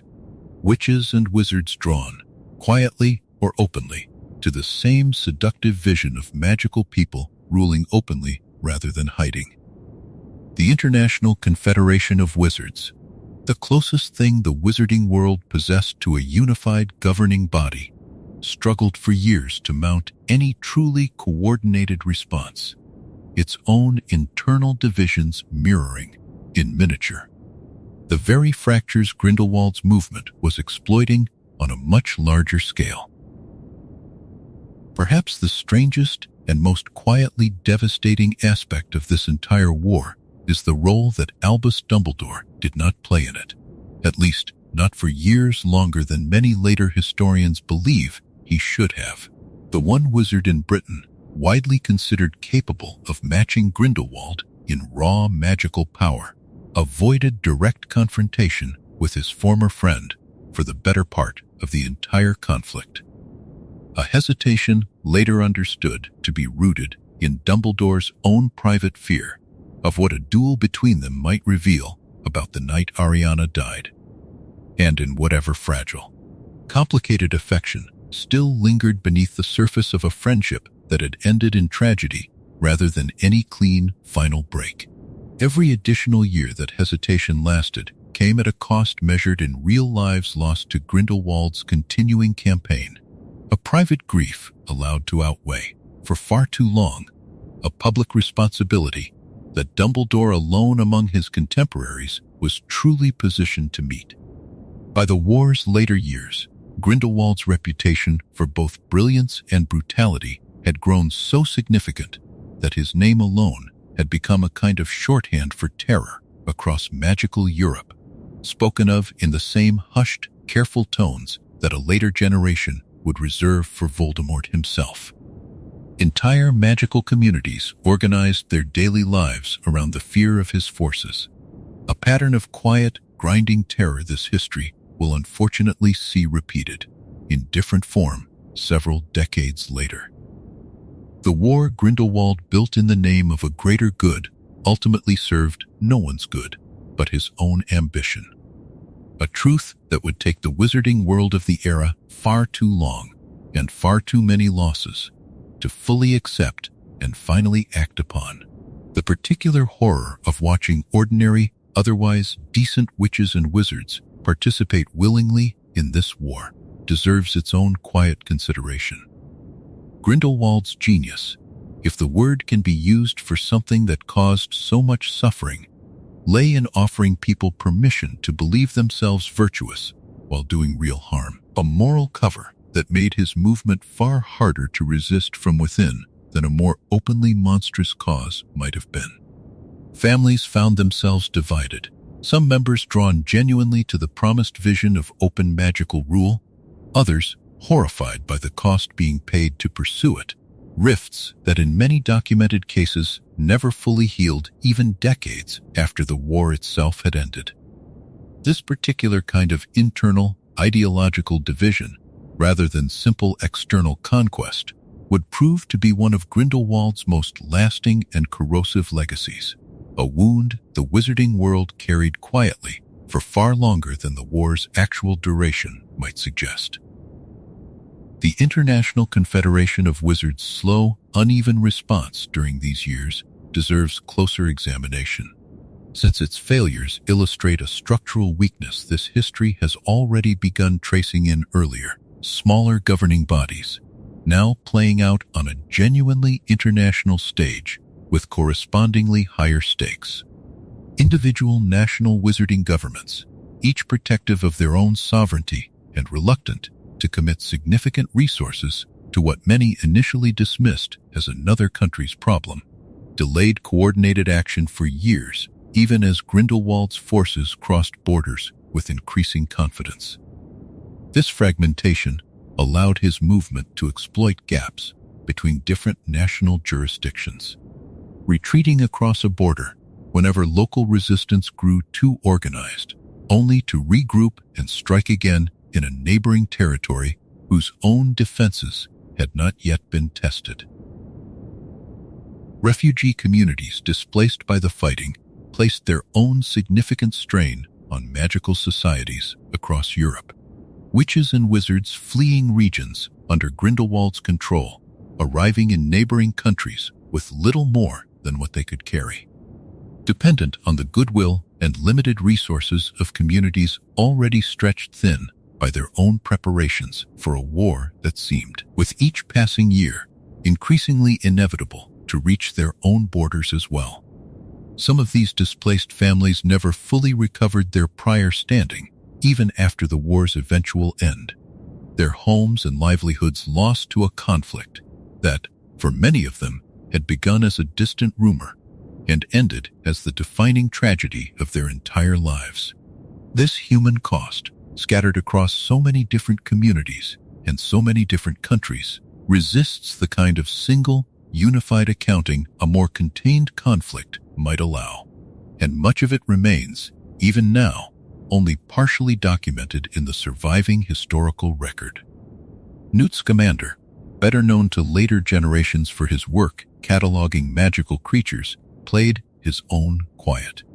largely uncelebrated role during these years, working alongside others resisting Grindelwald's spreading influence across mainland Europe, a reminder that the resistance to this war was never limited to the eventual, famous duel that ended it, but was carried forward across many years by countless smaller acts of courage from witches and wizards, whose individual contributions rarely earned them the lasting fame history reserved for Dumbledore alone. Wizarding newspapers of the era, chief among them the early editions of what would eventually become the Daily Prophet, struggled throughout the war with the same tension that would define their coverage of later conflicts this history examines. Caught between reporting the genuine scale of the danger and avoiding language that might provoke wider panic across a readership already anxious about a war that seemed to grow closer with every passing month. This editorial caution, whatever its intentions, sometimes left ordinary witches and wizards less prepared than they might otherwise have been for the realities unfolding around them. An early example of a tension between accurate reporting and public calm that would resurface in far more consequential form decades later, during the wizarding press's own troubled coverage of Voldemort's return. Up next, in Chapter 10, The Fall of Grindelwald, we'll uncover the duel that finally ended his reign and the long, quiet imprisonment that followed. By 1945, the war Gellert Grindelwald had built across magical Europe had grown costly enough, and his reputation for terror widespread enough, that even Albus Dumbledore's long, private hesitation could no longer hold against the mounting pressure to finally act. What followed became known across the wizarding world simply as the Duel of the Century, a confrontation between the two former friends whose brilliance and whose broken partnership had, in their very different ways, shaped this entire long chapter of wizarding history. The duel itself, fought at Grindelwald's own fortress of Nurmengard, was witnessed by few and documented in only fragments, but its outcome reshaped the wizarding world immediately and completely. Dumbledore, finally facing the man he had avoided confronting for nearly 2 decades, proved the stronger duelist, defeating Grindelwald decisively and, in doing so, claiming the Elder Wand that Grindelwald had carried since acquiring it from the wandmaker Grigorovich years earlier, a wand whose legendary power had done nothing, in the end, to save its master from a wizard who had once loved him. Grindelwald's defeat effectively ended the war he had built, his scattered forces losing, almost overnight, the singular charismatic leadership that had held their movement together through years of conflict. Unlike the aftermath of later wars this history will cover, no significant wave of trials or prosecutions followed for Grindelwald's many followers, a fact later historians have puzzled over without ever reaching a fully satisfying explanation. Most accounts simply note that his movement dissolved quietly once its leader was imprisoned, the wider wizarding world choosing, whether from exhaustion or simple relief, not to pursue a lengthy and difficult reckoning with everyone who had supported him. Grindelwald himself was imprisoned in the highest cell of Nurmengard, the very fortress he had built, in a grim irony rarely lost on those who later studied his fall.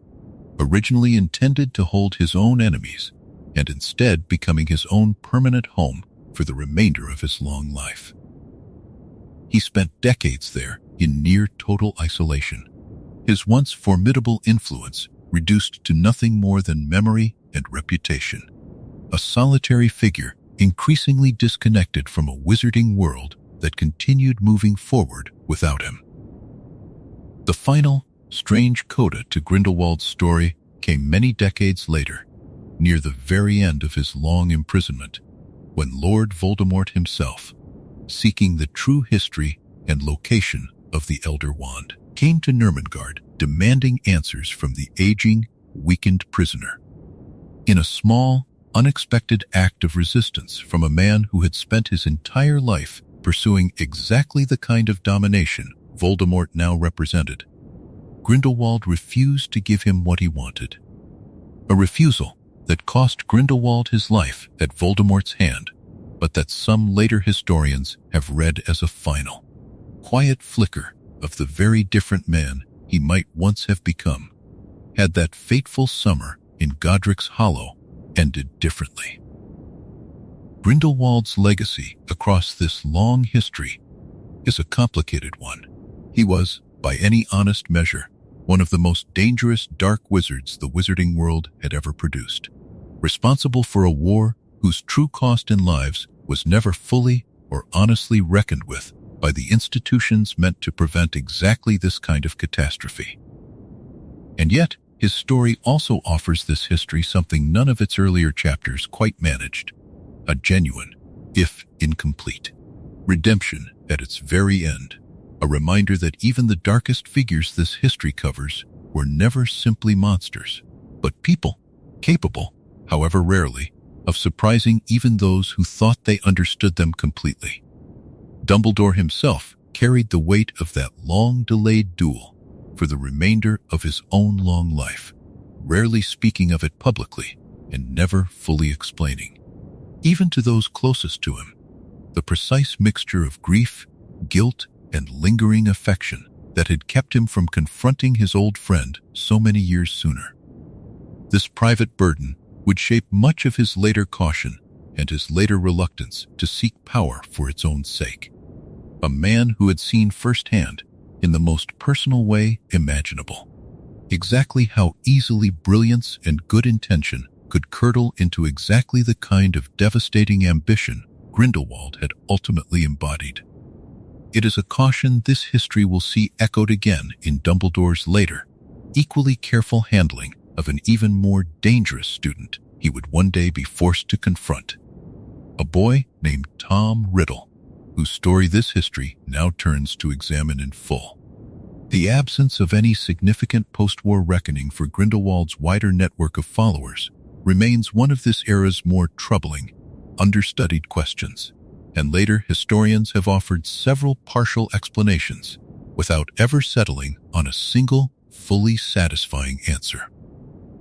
Some argue that the sheer scale of the war made comprehensive prosecution practically impossible, with too many participants, too little surviving evidence, and too exhausted a wizarding public willing to simply move forward rather than relive the conflict through lengthy trials. Others suggest more troubling possibilities, that some of Grindelwald's sympathizers held positions of enough continued influence after the war to quietly discourage any serious investigation that might have implicated them personally. Whatever the true balance of these explanations, the practical result was the same. A movement responsible for a war of genuinely historic scale largely escaped the kind of formal reckoning that might have offered its many victims some fuller measure of justice, and that might have made the wizarding world somewhat more prepared for the next great darkness still waiting. At that point, unknown to nearly everyone, in the future this history has already begun to trace. The Wandmaker Grigorovich, whose fate this history has only briefly touched upon, deserves a slightly fuller accounting here, since his story bridges Grindelwald's era directly into the darker chapters still ahead. Having lost the Elder Wand to Grindelwald under circumstances he himself apparently found difficult to fully explain even to those who questioned him afterward,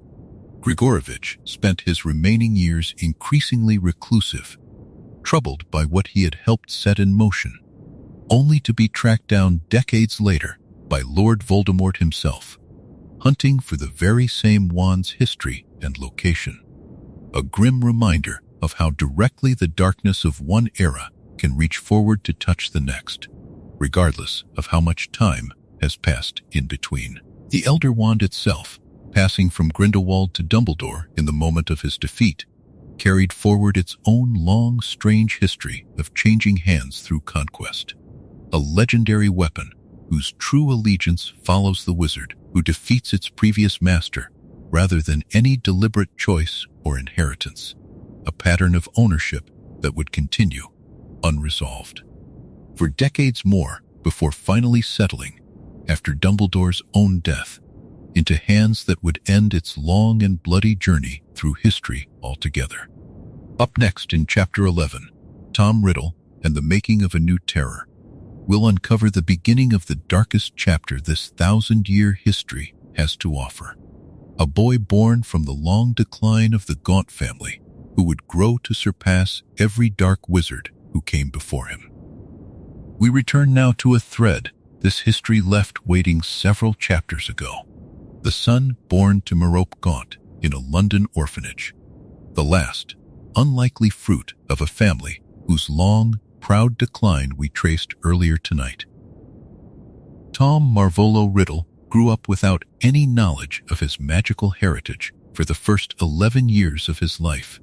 raised in a Muggle orphanage that offered him none of the pure blood grandeur his mother's family had clung to so desperately. And yet, he arrived at Hogwarts already carrying something unsettling within him. A coldness and a hunger for control that the other children at his orphanage had learned, quietly, to fear.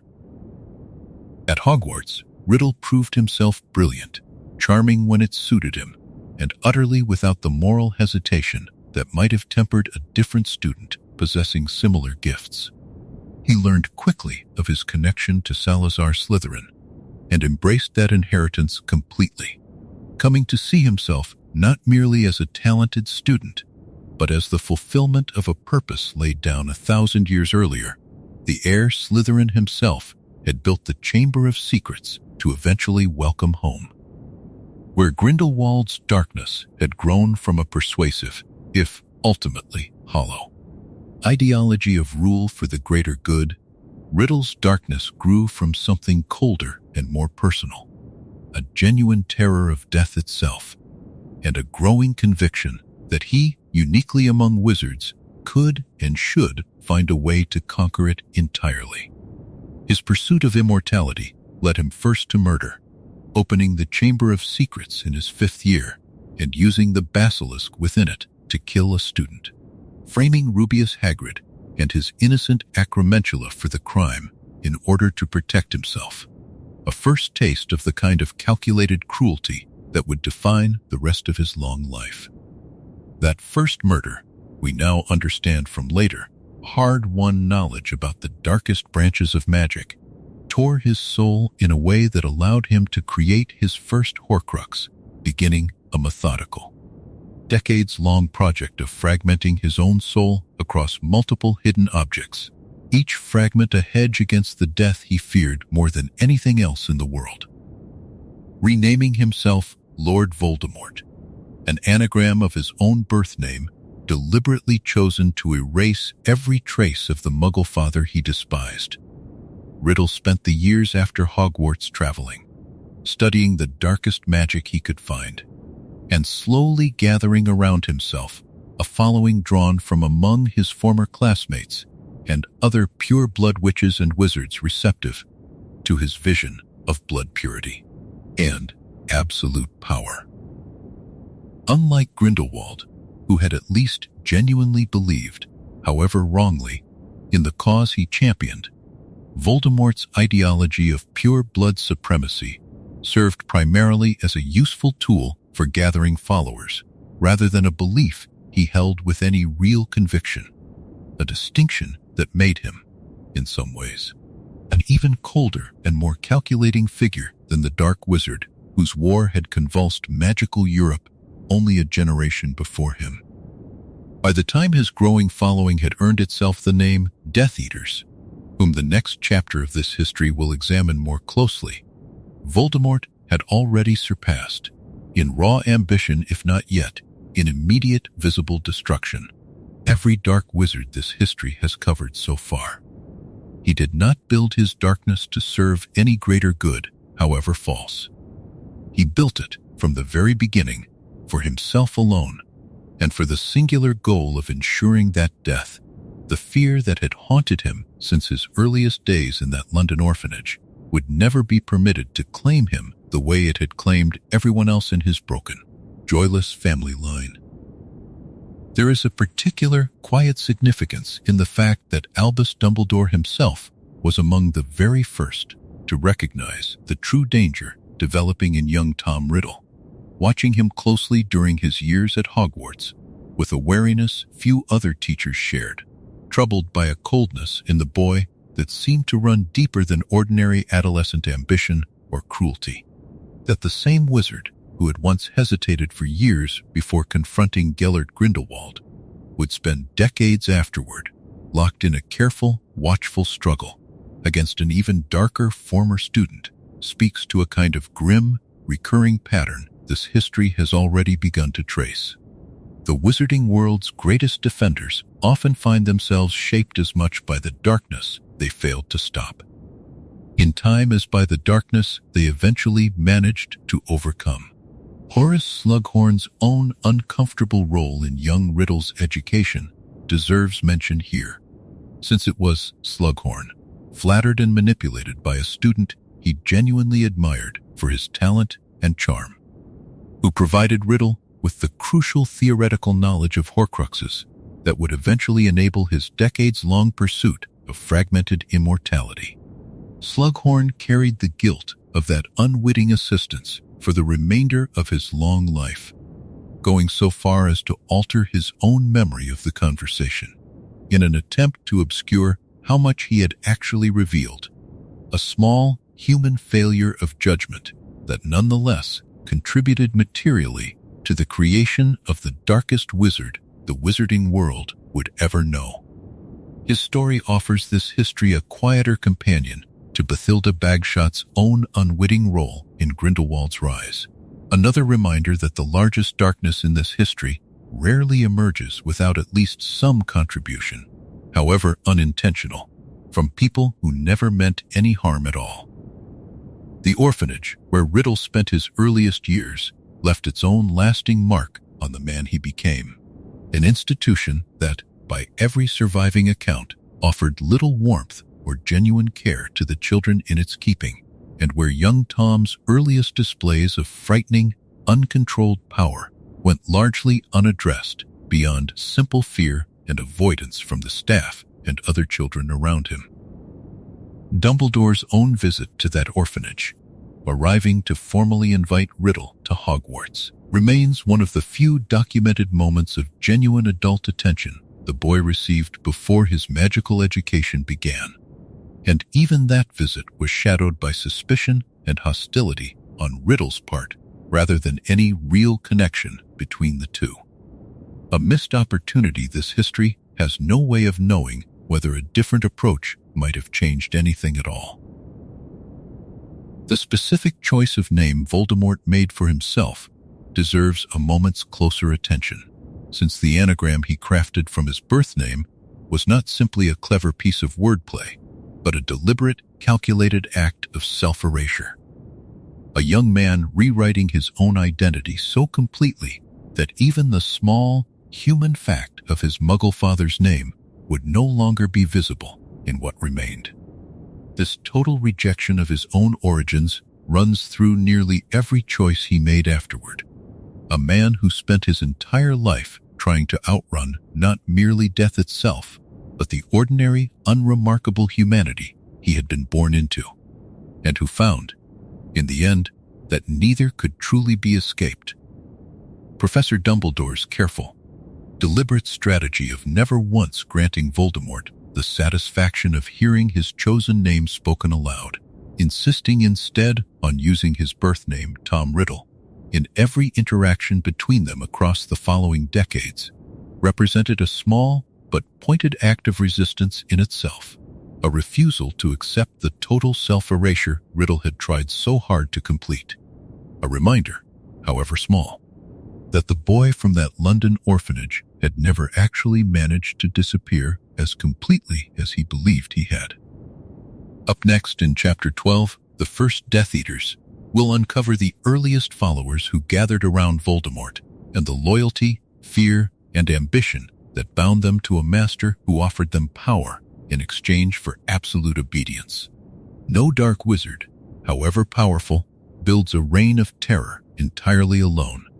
and Lord Voldemort's rise depended, from its earliest years, on a growing circle of followers willing to kneel before him and take his mark upon their own skin.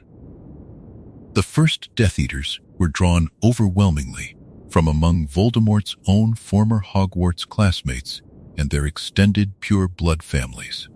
Witches and wizards who had known him as a brilliant, magnetic student,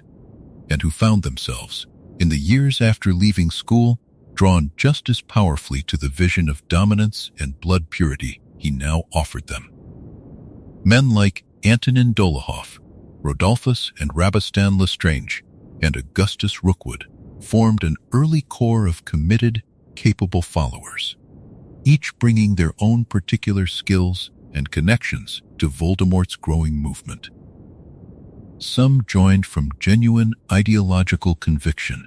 having grown up steeped in pure blood prejudice within their own families, and finding in Voldemort a leader finally willing to act decisively on beliefs they had always privately held.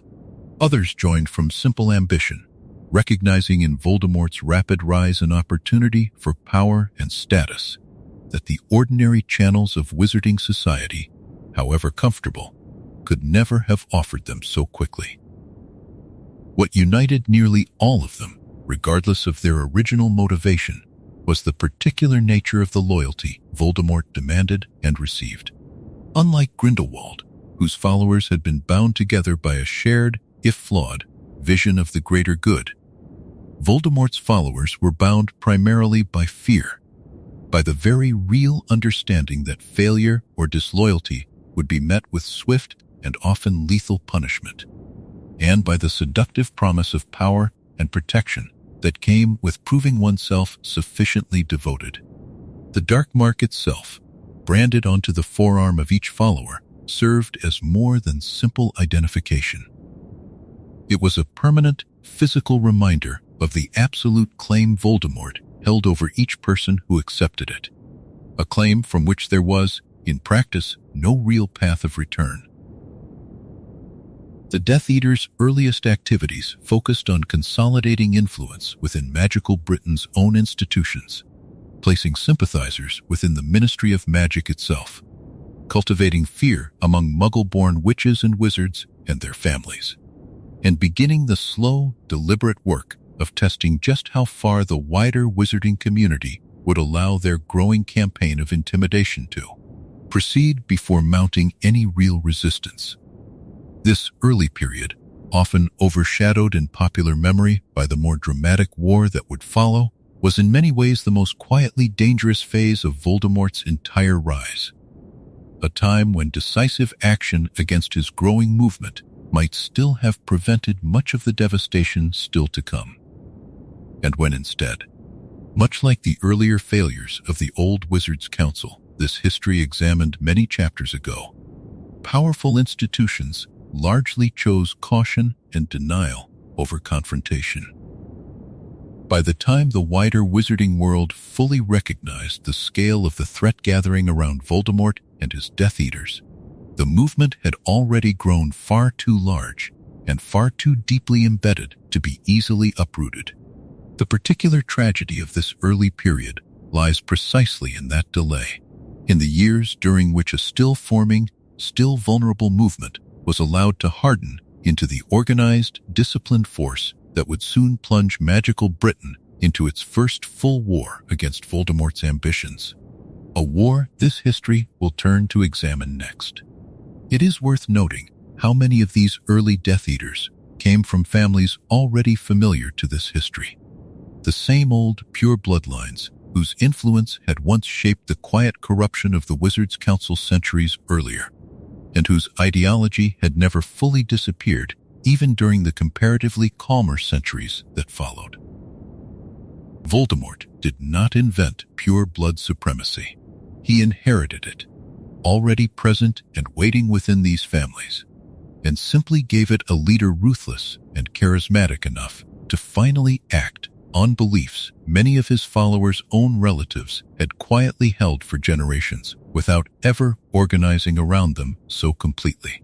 In this sense, the First War was not merely one dark wizard's creation, but the long-delayed eruption of prejudice this history has been tracing, in various quieter forms, since its very first chapter. Severus Snape's own early involvement with the Death Eaters. Joining the movement as a young man drawn by both genuine interest in the dark arts and a desperate desire for belonging after a difficult childhood, offers this history one of its more complicated portraits from this early period. Unlike many of his fellow recruits, Snape's later regret and eventual defection to Dumbledore's cause, prompted by the devastating realization that his information had contributed to the targeting of Lily Potter, the one person he had genuinely loved, complicates any simple narrative of early Death Eaters as uniformly committed villains. Some who knelt before Voldemort in these early years would go on to spend decades in his service without a single flicker of doubt. Others, like Snape, carried private regret and divided loyalty for the remainder of their lives, a reminder that even within a movement built on cruelty and prejudice, the individual paths that led people there, and the paths some of them eventually found their way back out of, were rarely as simple as the movement's own public reputation might suggest. The Ministry of Magic's own slow, reluctant recognition of the growing Death Eater threat during these early years mirrors patterns this history has already traced in earlier chapters. Institutional caution and a reluctance to believe the worst about respected pure blood families, allowing a dangerous movement considerably more room to grow than a more vigilant response might have permitted. Several early warnings from concerned officials were dismissed or downplayed, their concerns treated as alarmist rather than prescient. A pattern of institutional denial this history will see repeated in even more consequential form decades later, when the ministry once again found itself slow to acknowledge a danger that had, in fact, already fully returned. Regulus Black's own brief membership among the earliest Death Eaters and his eventual, quiet turn against Voldemort that would cost him his life on a solitary mission years later, offers a useful reminder even within this chapter on the movement's earliest days. Not every recruit who knelt before Voldemort in these formative years remained loyal to the very end, and the movement's later reputation for absolute, unbreakable devotion obscures a more complicated reality in which doubt, however rare and however dangerous to express, did occasionally take root even among his most carefully chosen followers. The particular mixture of ambition and fear that drew so many young witches and wizards into Voldemort's earliest circle deserves one final consideration here, since it helps explain a pattern this history will trace consistently across the coming chapters. A movement built as much on the promise of belonging and significance as on genuine ideological conviction, offering isolated, ambitious young people from old pure blood families a sense of purpose and importance that the ordinary channels of wizarding society, however comfortable, had somehow failed to provide them. A recruitment strategy this history will observe again, in a very different and far darker register, when it later examines Fenrir Greyback's own exploitation of isolated, frightened young werewolves. Up next in Chapter 13, The Reign of the First War, will uncover the full, devastating scope of the terror Voldemort and his Death Eaters unleashed across magical Britain, and the resistance that finally rose to meet it. By the time Lord Voldemort's Death Eaters had grown from a gathering of ambitious former classmates into a disciplined, organized force, magical Britain found itself sliding into what would become known simply as the First War. A period stretching across more than a decade of escalating terror, and one of the darkest single chapters this 1,000-year history has to offer, rivaled in scale only by the war Gellert Grindelwald had waged across Europe a generation earlier. The pattern of this war differed in important ways from Grindelwald's earlier conflict, where Grindelwald had at least offered his followers, and in some strange sense his victims, an ideology dressed up as service to a greater good. Voldemort's war offered no such comforting fiction. His Death Eaters targeted Muggle-born witches and wizards, blood-traitor pure-blood families who refused to support his cause, and anyone else who stood visibly in his way, with a directness and cruelty that made the underlying purpose of the violence impossible to mistake for anything other than what it plainly was. The dark mark, cast into the sky above the site of each attack, became a symbol of dread recognized instantly across magical Britain. A signature left deliberately, almost proudly, at the scene of murder after murder. Families found themselves torn apart with a speed and randomness that made the entire wizarding community feel perpetually unsafe, never certain who among their friends, neighbors, or even relatives might already have pledged loyalty to Voldemort's cause, or might be targeted next for refusing to. This atmosphere of pervasive suspicion did nearly as much damage to magical British society as the direct violence itself, fraying trust between communities and families in ways that would take years, in some cases decades, to even partially repair after the war's eventual end. Resistance to Voldemort's growing terror came primarily through Albus Dumbledore's Order of the Phoenix, a secret organization of witches and wizards committed to opposing the Death Eaters directly, often working outside the more cautious, sometimes compromised official channels of the Ministry of Magic itself. An institution that, much like during the earliest, quieter years of Voldemort's rise, struggled throughout the war to respond with the speed and decisiveness the crisis actually demanded. Members of the Order paid dearly for their resistance, with numerous documented deaths among its ranks across the war's long duration, ordinary and extraordinary witches and wizards alike who chose active opposition over the safer, quieter path of simply hoping the danger would eventually pass them by. The war's defining, unexpected end came not through any grand military victory, but through a single, small, and at the time, barely understood act of maternal sacrifice, when Lily Potter's death protecting her infant son Harry from Voldemort's killing curse activated an ancient protective magic that caused the curse to rebound upon its caster, destroying Voldemort's body and scattering his fragmented, Horcrux-protected soul into a diminished, barely surviving state. The war that had terrorized magical Britain for over a decade ended, in practical terms, within a single night in a small house in Godric's Hollow, a conclusion so abrupt and so thoroughly unanticipated that the wizarding world spent years afterward still processing exactly what had happened and what it might mean for the future. In the immediate aftermath, many of Voldemort's Death Eaters faced trial and imprisonment in Azkaban, though a significant number escaped meaningful consequence entirely, either through claims of having acted under the Imperious Curse against their will, claims the Ministry frequently accepted with less scrutiny than the moment likely warranted, or through connections and influence that allowed them to quietly reintegrate into wizarding society, while the deeper wounds of the war remained largely unaddressed. A familiar pattern in this history's long, uneven relationship with genuine accountability. The strange, abrupt manner of the war's ending left its own lasting mark on the wizarding world's collective memory. A conflict that had built for over a decade toward what many feared would be a final, catastrophic confrontation,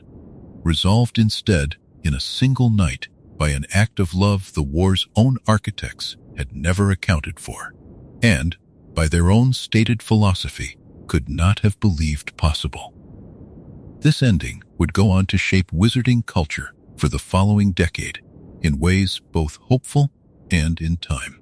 dangerously complacent. A generation growing up believing the darkness fully defeated, an assumption that would prove tragically premature once this history reaches its later chapters. The Longbottom family's suffering during this war, examined more fully in a later chapter of this history devoted to Bellatrix Lestrange specifically, stands alongside countless other, less individually documented tragedies as representative of the war's true human cost, families destroyed not through the dramatic, publicly recorded confrontations that later histories tend to emphasize, but through smaller, quieter acts of cruelty that nonetheless devastated everyone involved just as completely. The Order of the Phoenix itself lost numerous members across the war's long duration. Witches and wizards whose names are remembered today mostly by their surviving relatives and the small circle of historians who have taken the trouble to properly research this period, rather than by the wider wizarding public, whose collective memory of the war tends to focus overwhelmingly on its most famous participants and its single dramatic conclusion. The Ministry of Magic's own internal response to the war produced significant, lasting changes to magical law enforcement, including expanded powers for Aurors that some later civil liberties advocates within the wizarding world would argue went too far, permitting tactics during the war's most desperate final years that raised uncomfortable questions about how far a government should be willing to go, even in pursuit of genuinely dangerous enemies, before its own methods begin to resemble the darkness it claims to be fighting against.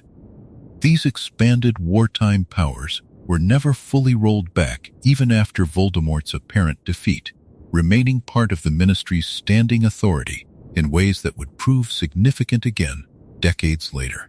when the same tools built to fight Voldemort's first rise would instead be turned, briefly but consequentially, against the very resistance trying to warn of his eventual return. The wider Muggle world remained, throughout this entire war, almost completely unaware of the true scale and nature of the conflict unfolding alongside their own ordinary lives. A separation this history has already traced back to the Statute of Secrecy many centuries earlier,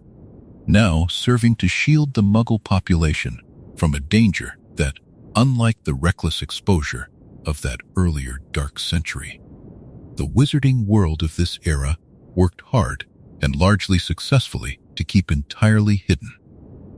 This meant that an entire generation of magical Britain lived through genuine, sustained terror that the vast majority of their Muggle neighbors, friends, and in some cases even family members never knew existed at all. A particular kind of isolating grief that this history's earlier, quieter chapters had already begun to establish as a recurring feature of wizarding suffering across the centuries. The particular psychological toll of living through more than a decade of uncertainty, never knowing which day might bring an attack close to home, shaped an entire generation of witches and wizards in ways that outlasted the war itself by many years. A lingering wariness and quiet grief that historians of the period have noted in countless personal accounts left behind by survivors. Ordinary details of daily caution,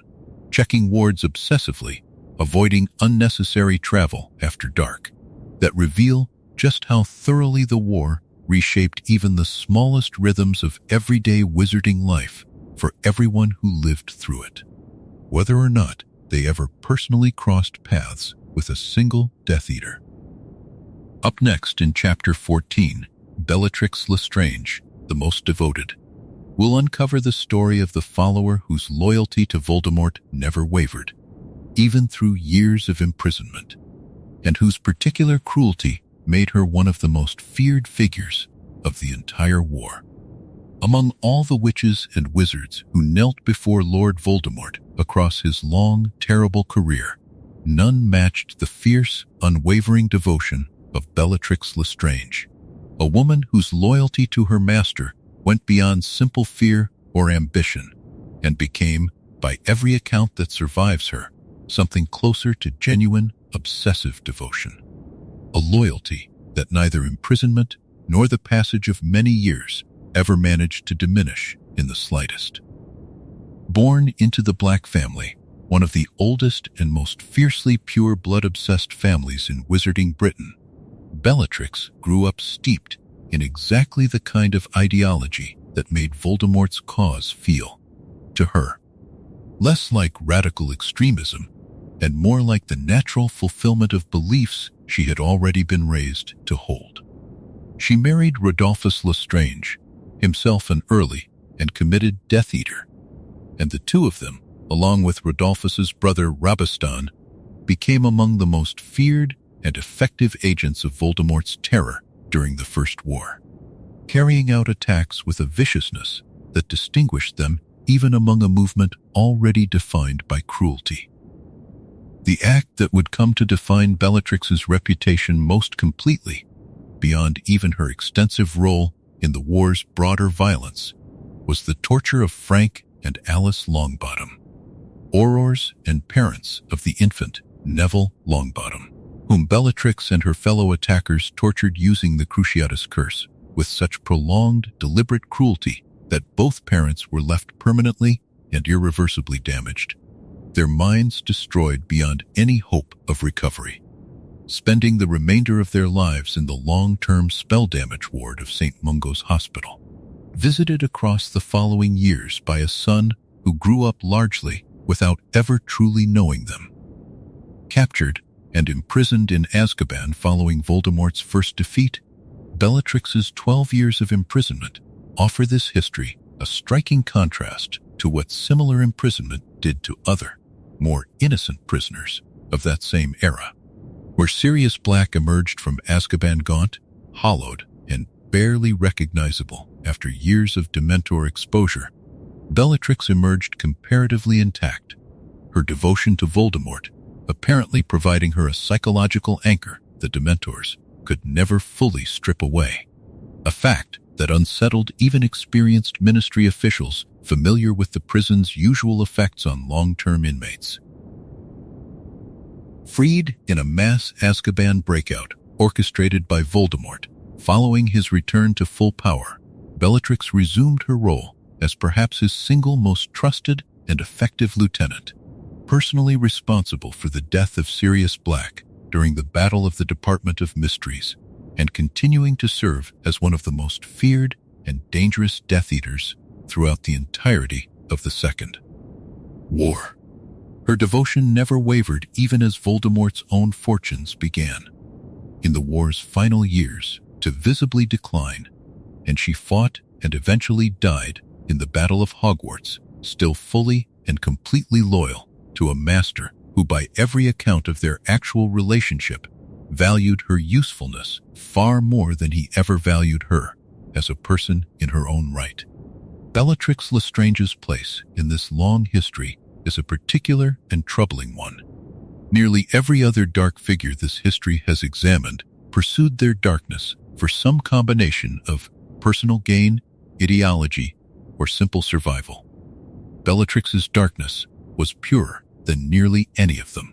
driven by a devotion so complete it left almost no visible trace of self-interest at all, making her,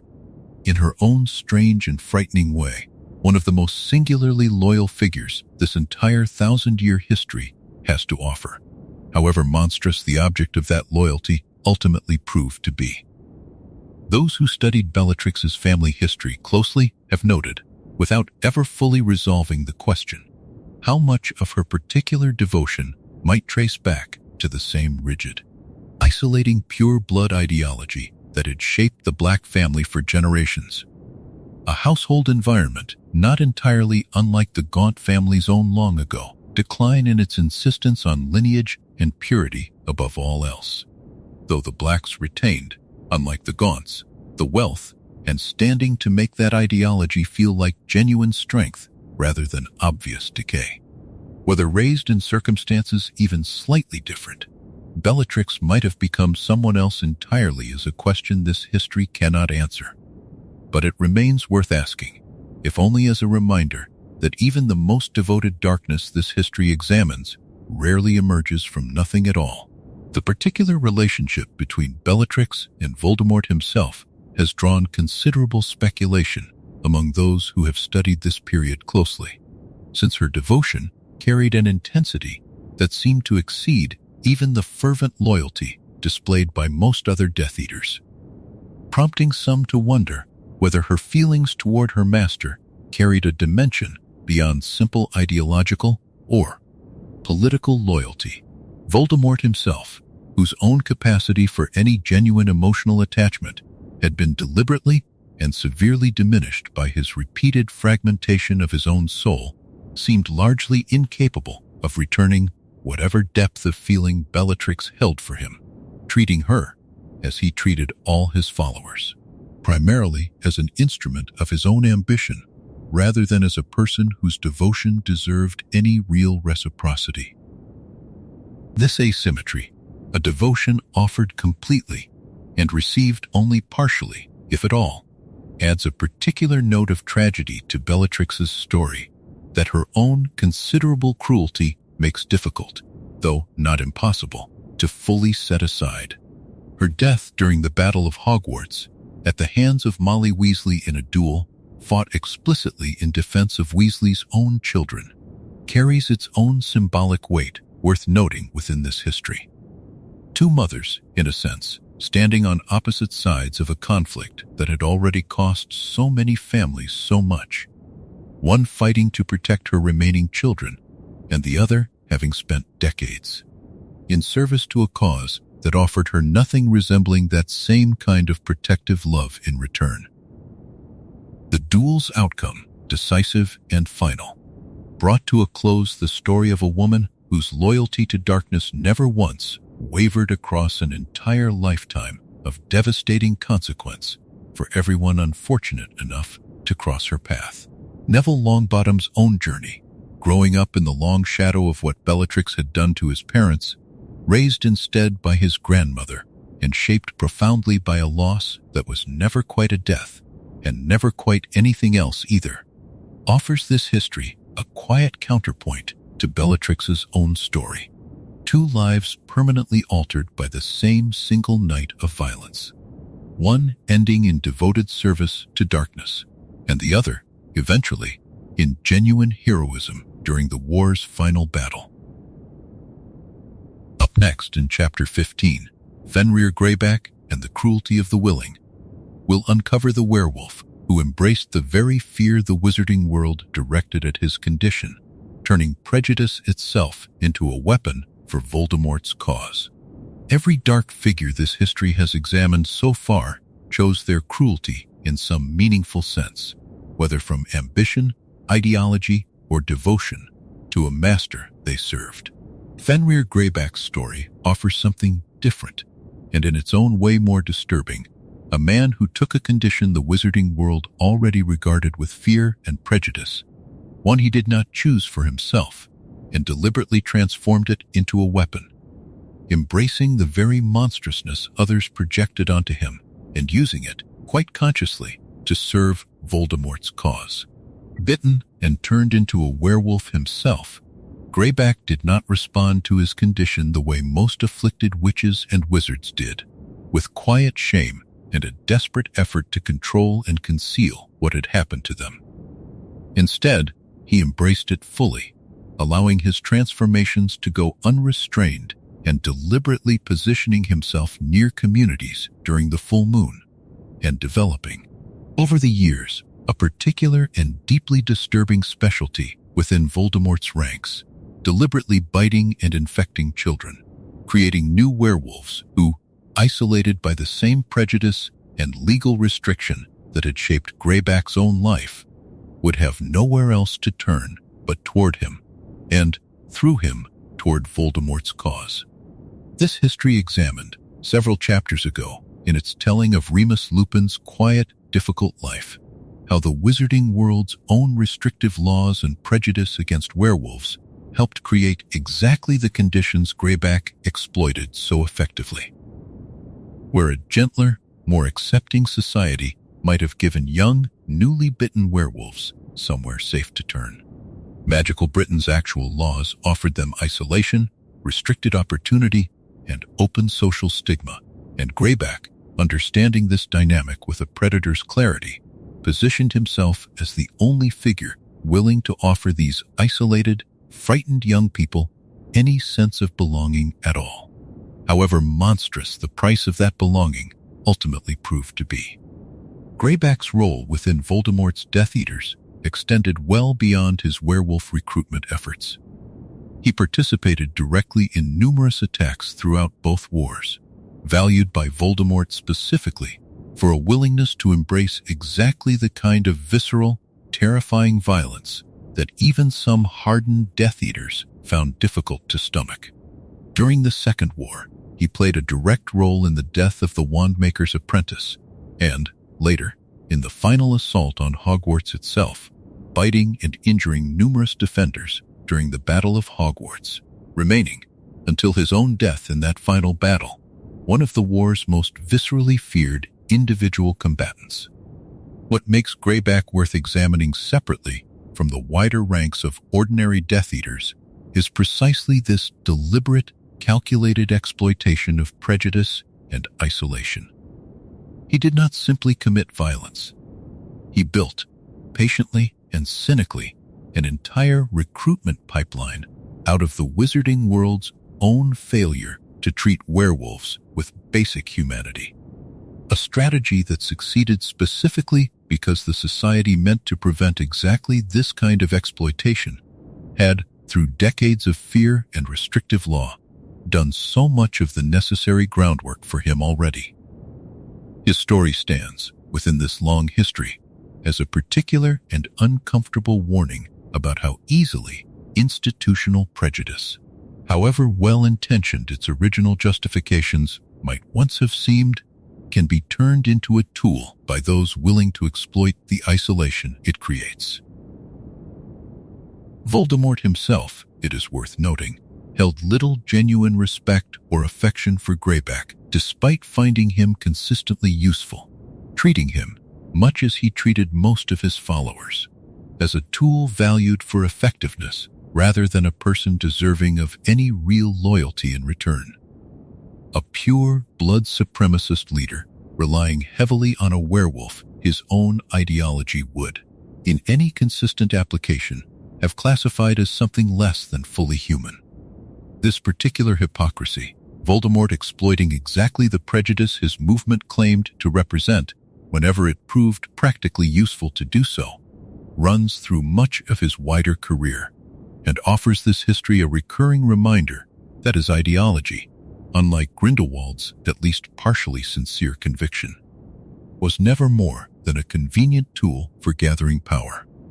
The specific case of Remus Lupin's own childhood attack, examined more fully in an earlier consideration of his difficult life within this same wizarding history, connects directly back to Greyback, who was responsible for that original bite and who, according to some accounts,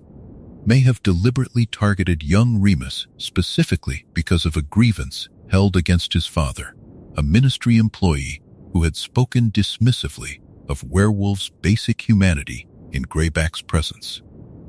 If accurate, this detail reveals something particularly chilling about Greyback's methods: a willingness to punish an entire family, and specifically an innocent child, for words spoken by a parent, a calculated cruelty that goes beyond even the disturbing pattern of recruitment this history has already examined in his case. Ministry records from across both wars show a consistent pattern of failed attempts to capture or neutralize Greyback specifically. His intimate knowledge of remote, difficult terrain, and his willingness to abandon human communities entirely between his periods of active recruitment and violence, making him a particularly difficult target for conventional horror tactics built around tracking wizards who maintained more typical, settled patterns of life. This practical difficulty in capturing him, combined with the wider ministry's institutional prejudice against werewolves that this history has already examined at length, meant that Greyback operated with troubling freedom across both wars. A gap in effective law enforcement that cost numerous families, in addition to his direct victims, the kind of peace of mind that comes from believing a known danger has actually been contained. Greyback's eventual death during the Battle of Hogwarts came, fittingly enough, in direct combat rather than through any formal capture or trial, a violent end that denied the wizarding world any opportunity to fully question him about the true scale of his decades-long recruitment campaign, leaving historians of this period reliant on scattered survivor testimony and incomplete ministry records to even partially reconstruct just how many of the era's other dark wizards and witches had first come to Voldemort's cause through Greyback's own particular calculated cruelty. Up next in Chapter 16,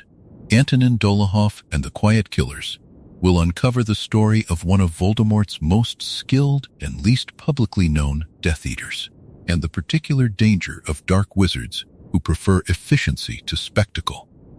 Not every dark wizard in Voldemort's service craved the fear and recognition that figures like Bellatrix Lestrange and Fenrir Greyback seemed almost to relish. Some of the most dangerous Death Eaters operated instead with a quiet, businesslike efficiency, causing devastating harm while attracting comparatively little of the public notoriety history tends to reserve for its more theatrical villains, and Antonin Dolohov offers this history one of its clearest examples of exactly this quieter, more clinical kind of darkness. Dolohov joined Voldemort's ranks among the earliest generation of Death Eaters, a highly skilled dueler credited across both wars, with a substantial number of confirmed kills, including members of the original Order of the Phoenix during the First War. Deaths that, while individually devastating to the families and colleagues left behind, rarely generated the kind of widespread public terror that more visibly dramatic attacks tended to produce.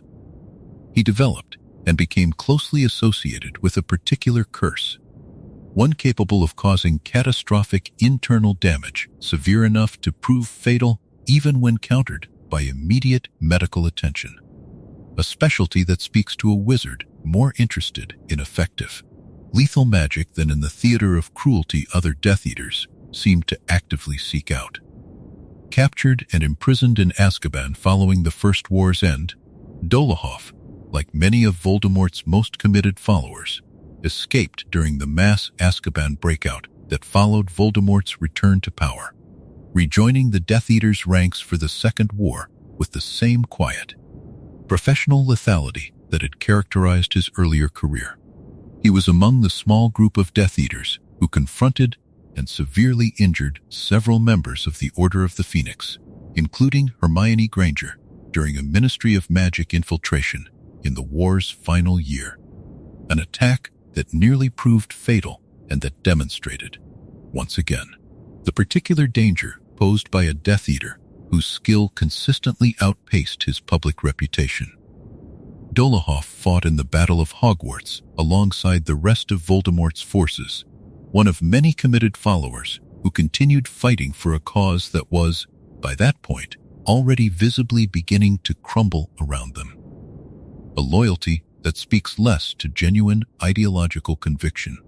in his particular case, than to a career built so completely around service to Voldemort that abandoning the cause at its final, desperate hour may simply never have occurred to him as a realistic option. What Dolohov's story offers this history is an important corrective to the assumption that the most dangerous dark wizards are always the most visible ones. History, and popular memory alongside it, tends naturally to remember the theatrical, the cruel, in ways that generate lasting fear and lasting stories. Figures like Bellatrix, whose devotion and viciousness made for a memorable, frightening narrative. But dark wizards like Dolohov, efficient, skilled, and comparatively quiet about their own considerable body count, arguably did just as much practical damage across both wars. Their relative anonymity within popular memory saying more about the particular way history chooses to remember darkness than about the actual scale of harm any individual dark wizard caused. This asymmetry in how history remembers its dark figures carries a quieter warning worth sitting with. If a wizard as consistently lethal as Dolohov could operate for decades without becoming a household name of fear, the same may well be true of others, past and present, whose harm went even further unnoticed simply because they never attracted the wider attention that seems to be, ironically, one of the few reliable checks against unrestrained cruelty. The wizarding world's own historical record, this history has already suggested more than once, is shaped as much by what captured public imagination as by what actually caused the greatest lasting damage. And Dolohov's quiet, competent career stands as one of its clearest reminders of that uncomfortable truth. Dolohov's particular skill as a duelist deserves closer examination, since it sets him apart even among a movement that included many genuinely formidable practitioners of dark magic. Trained extensively before ever joining Voldemort's ranks, he approached combat with a technical precision that colleagues, both allied and opposed, consistently noted in their own accounts. A wizard who treated dueling less as an expression of rage or ideology and more as a discipline to be mastered thoroughly, the same careful attention a skilled craftsman might bring to any other demanding trade. This clinical approach extended to his choice of curses, favoring methods that were reliably lethal over ones that might offer more dramatic or visible cruelty.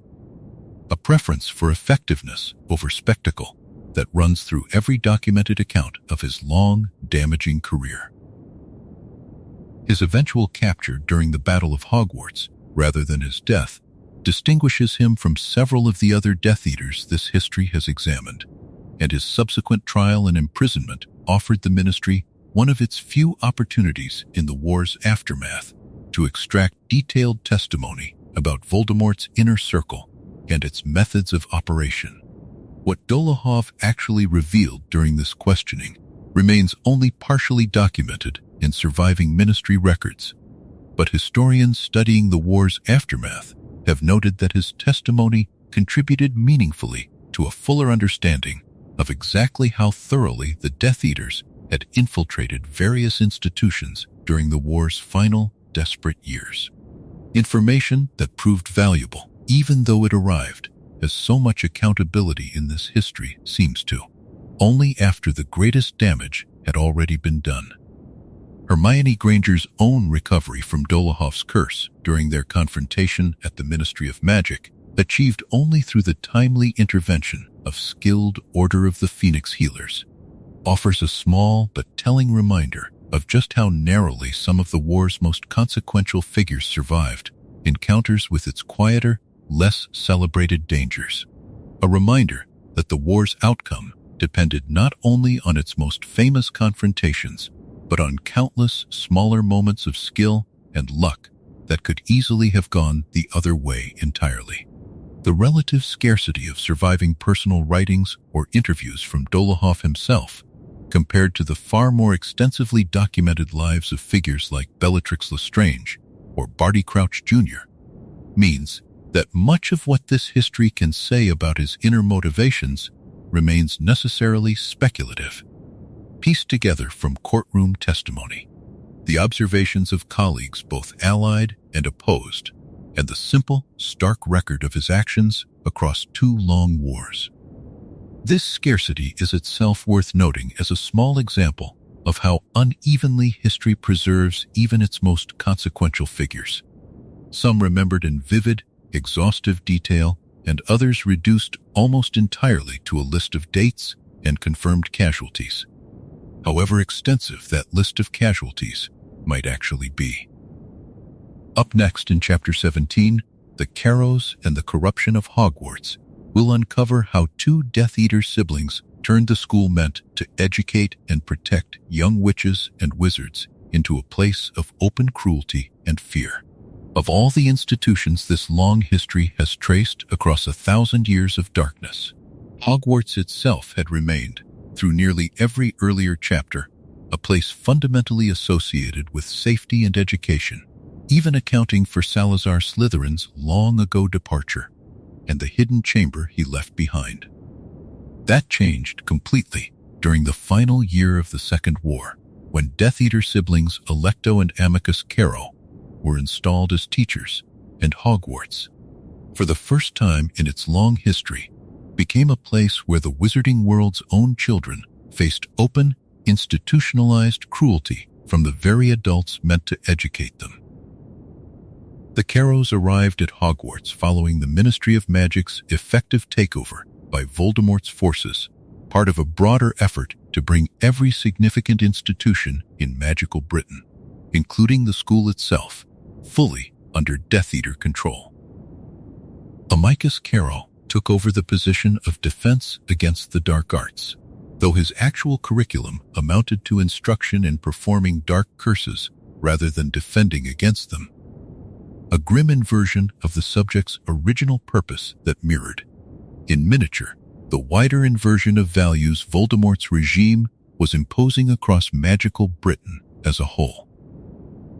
Alecto Carrow took charge of Muggle studies, using the position not to educate but to indoctrinate students in exactly the kind of pure-blood supremacist ideology this history has traced back across so many earlier centuries, presenting Muggles as inherently inferior in lessons designed to normalize prejudice among an entire generation of young witches and wizards.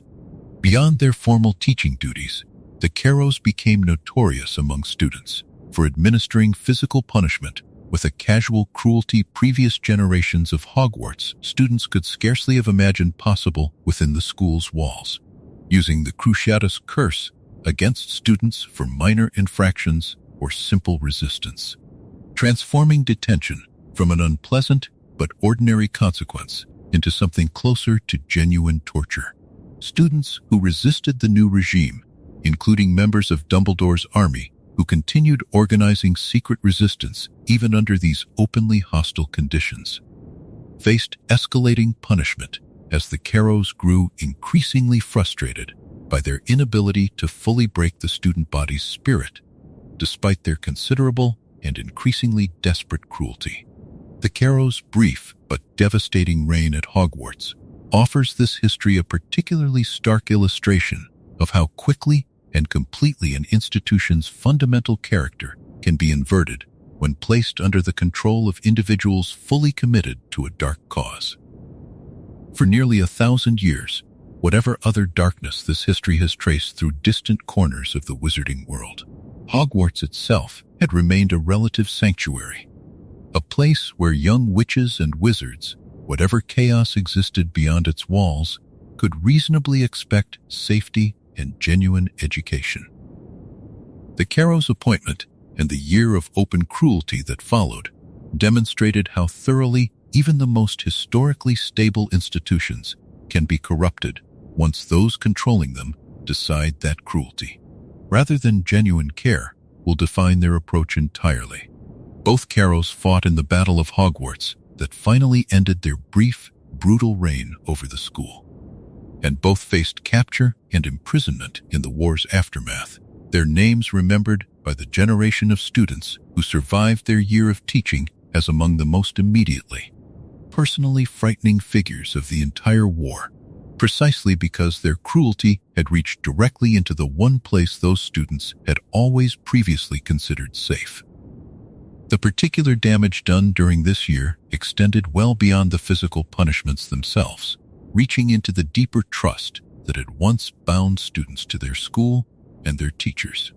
A trust built up carefully across nearly 1,000 years of Hogwarts history and badly, if not permanently, shaken within the span of a single school year under the Caro's control. Many students who survived that year later described a lasting wariness toward authority they had not carried before. A wound less visible than the physical injuries some had suffered, but no less real for being harder to see. One more entry in this history's long, recurring account of how quickly trust, built patiently across centuries, can be damaged by those willing to abuse the power it grants them. The wider staff of Hogwarts during this period faced their own difficult, often dangerous calculations about how much open resistance they could safely offer against the Caros without risking removal from the school entirely. A removal that would have left students with even less protection than the compromised, limited protection remaining staff members like Minerva McGonagall were still able to provide through careful, quiet acts of resistance conducted just beneath the Caro's notice. This uncomfortable calculation, weighing the value of remaining present but constrained against the moral clarity of open, likely futile defiance, echoes similar dilemmas faced by principled individuals throughout every era this history has examined. A reminder that resistance to institutional darkness rarely offers the clean, satisfying choices that stories told after the fact sometimes make it seem to have provided. Dumbledore's Army, the secret student organization first formed years earlier under far less dangerous circumstances, took on genuinely life-threatening significance during this final year. Its members continuing covert resistance activities, including protecting younger students from the Caro's harshest punishments and maintaining lines of communication with the wider resistance movement operating outside the school entirely. Neville Longbottom's leadership of this student resistance during a year when both Harry Potter and his closest allies were absent from the school entirely demonstrates a different, quieter kind of courage than the more famous confrontations this history has already examined. Ordinary students choosing, day after day, to risk real and serious harm rather than simply accept the Caro's cruelty as an unchangeable fact of their remaining time at Hogwarts. Alecto Caro's approach to Muggle studies deserves particular scrutiny within this history, since it represents perhaps the most direct and explicit institutionalization of pure-blood ideology this entire 1,000-year account has examined, taking a subject once meant to foster understanding between the magical and Muggle worlds and inverting it entirely into a vehicle for teaching prejudice as settled fact to an entire captive generation of students. That such a transformation could be accomplished within the span of a single school year, in a subject with no prior history of teaching anything resembling this content, illustrates just how quickly education itself can be weaponized once those controlling it decide that indoctrination matters more than genuine understanding. Amicus Caro's own approach to what he called defense against the dark arts inverted the subject so completely that students found themselves practicing the very curses the class had always previously existed to help them guard against. A small but telling detail that later ministry investigators cited repeatedly when documenting the full scale of the Caro's corruption of the schools. Curriculum, treating this particular inversion as emblematic of everything that had gone wrong at Hogwarts during that single, devastating year of occupation. Up next in Chapter 18, Barty Crouch Jr. and the Mask He Wore. We'll uncover the Death Eater, who spent nearly an entire school year hidden in plain sight, wearing the face of a trusted teacher while quietly orchestrating Voldemort's return to power. Among all the Death Eaters this history has examined so far, none demonstrated quite the same particular, patient talent for deception as Barty Crouch Jr., a wizard whose greatest and most consequential act of darkness required him not to attack openly, in the manner of Bellatrix Lestrange or Fenrir Greyback, but to disappear entirely into someone else's identity for nearly an entire school year, achieving through sustained deception what a more direct assault might never have accomplished. Crouch Jr., was the son of Barty Crouch Sr., a senior ministry official whose own uncompromising, at times ruthless approach to prosecuting Death Eaters during the First War made his son's eventual conviction for the torture of Frank and Alice Longbottom, alongside Bellatrix Lestrange and her husband's family, a particular and devastating irony. Sentenced to Azkaban, Crouch Jr.'s fate might have ended there. Another Death Eater lost to the prison's slow, grinding despair. Had his own mother not sacrificed herself,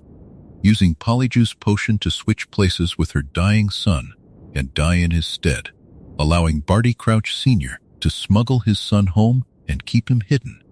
controlled through the Imperious Curse for years afterward. When Crouch Jr. finally broke free of his father's control, aided by the family's house elf Winky, he did not return to open, visible Death Eater activity. Instead, using Polyjuice Potion and a stolen supply of the real Alistair Moody's hair, he assumed the identity of the famous and trusted Auror completely, taking up Moody's position as defense against the dark arts professor at Hogwarts for nearly the entire school year, all while the real Moody lay imprisoned and barely alive in his own magically concealed trunk. In this stolen identity, Crouch Jr. orchestrated, with patient and meticulous care, Harry Potter's entry into the Triwizard Tournament and his eventual delivery, via a rigged portkey, directly into Voldemort's waiting hands in the graveyard at Little Hangleton, the single most consequential act of Crouch Jr.'s entire dark career. What makes Crouch Jr.'s story worth examining separately from the wider ranks of Death Eaters is the particular, sustained discipline his deception required. Bellatrix's devotion and Greyback's cruelty were, in their own dark ways, expressions of genuine character, however monstrous. Crouch Jr.'s greatest weapon was instead his capacity to become someone else entirely,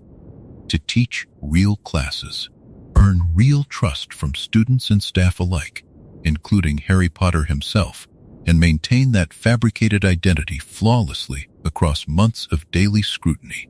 all in service of a single, carefully engineered outcome.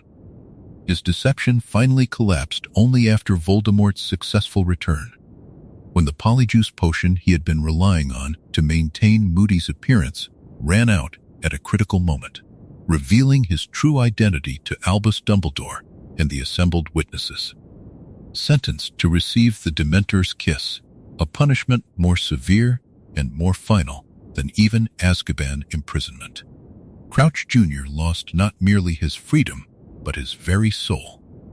Administered swiftly by the Ministry before he could offer any full public accounting of everything he had done and everyone who had helped him do it.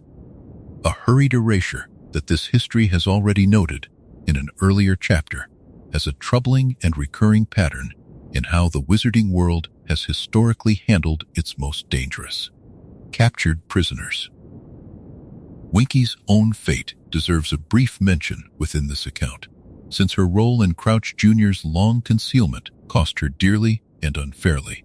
Dismissed from service in disgrace by a family that had used her loyalty against her own better instincts for years, without ever offering her the smallest measure of protection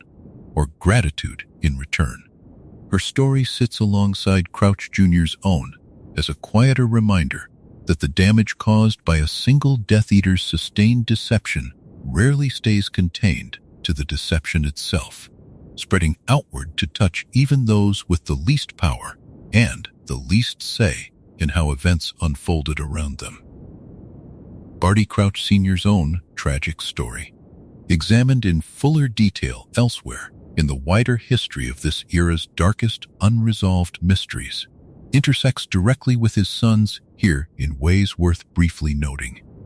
The father who had sentenced his own son to Azkaban without visible hesitation, building a public reputation on exactly that kind of uncompromising commitment to law and order, spent the years afterward secretly violating that same law repeatedly to protect the son he could not fully bring himself to abandon. A contradiction that ultimately cost him his own life when his son, freed from the imperious curse controlling him, chose to kill his own father rather than risk exposure of everything the two of them had spent years concealing together.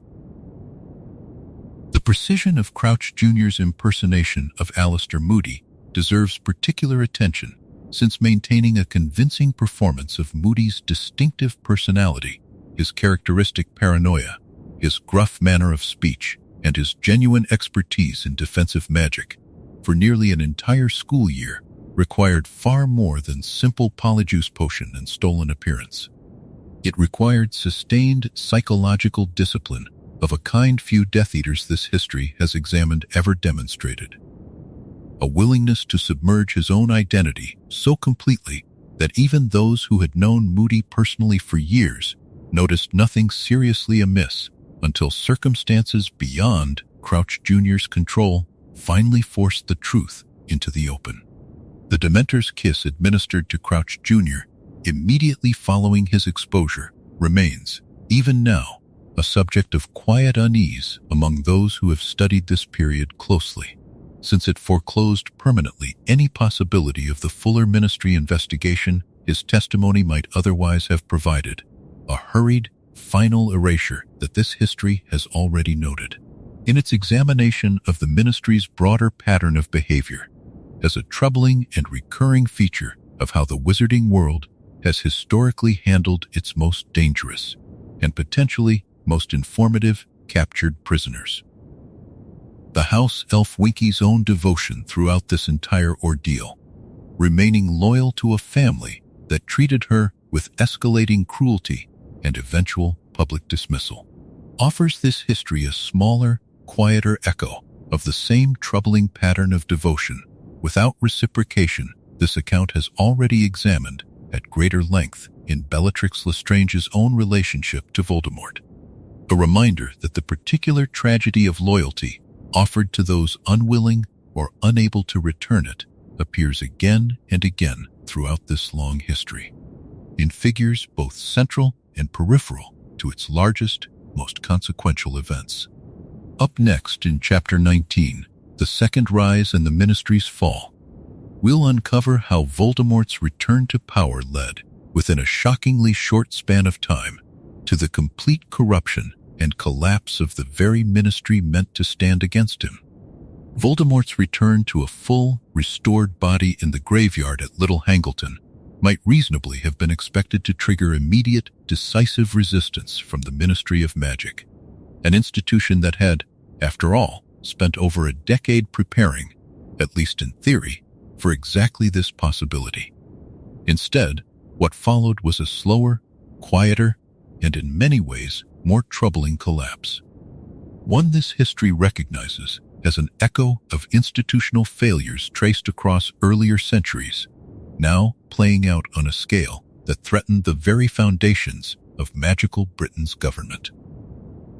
Minister for Magic Cornelius Fudge, faced with mounting evidence of Voldemort's return,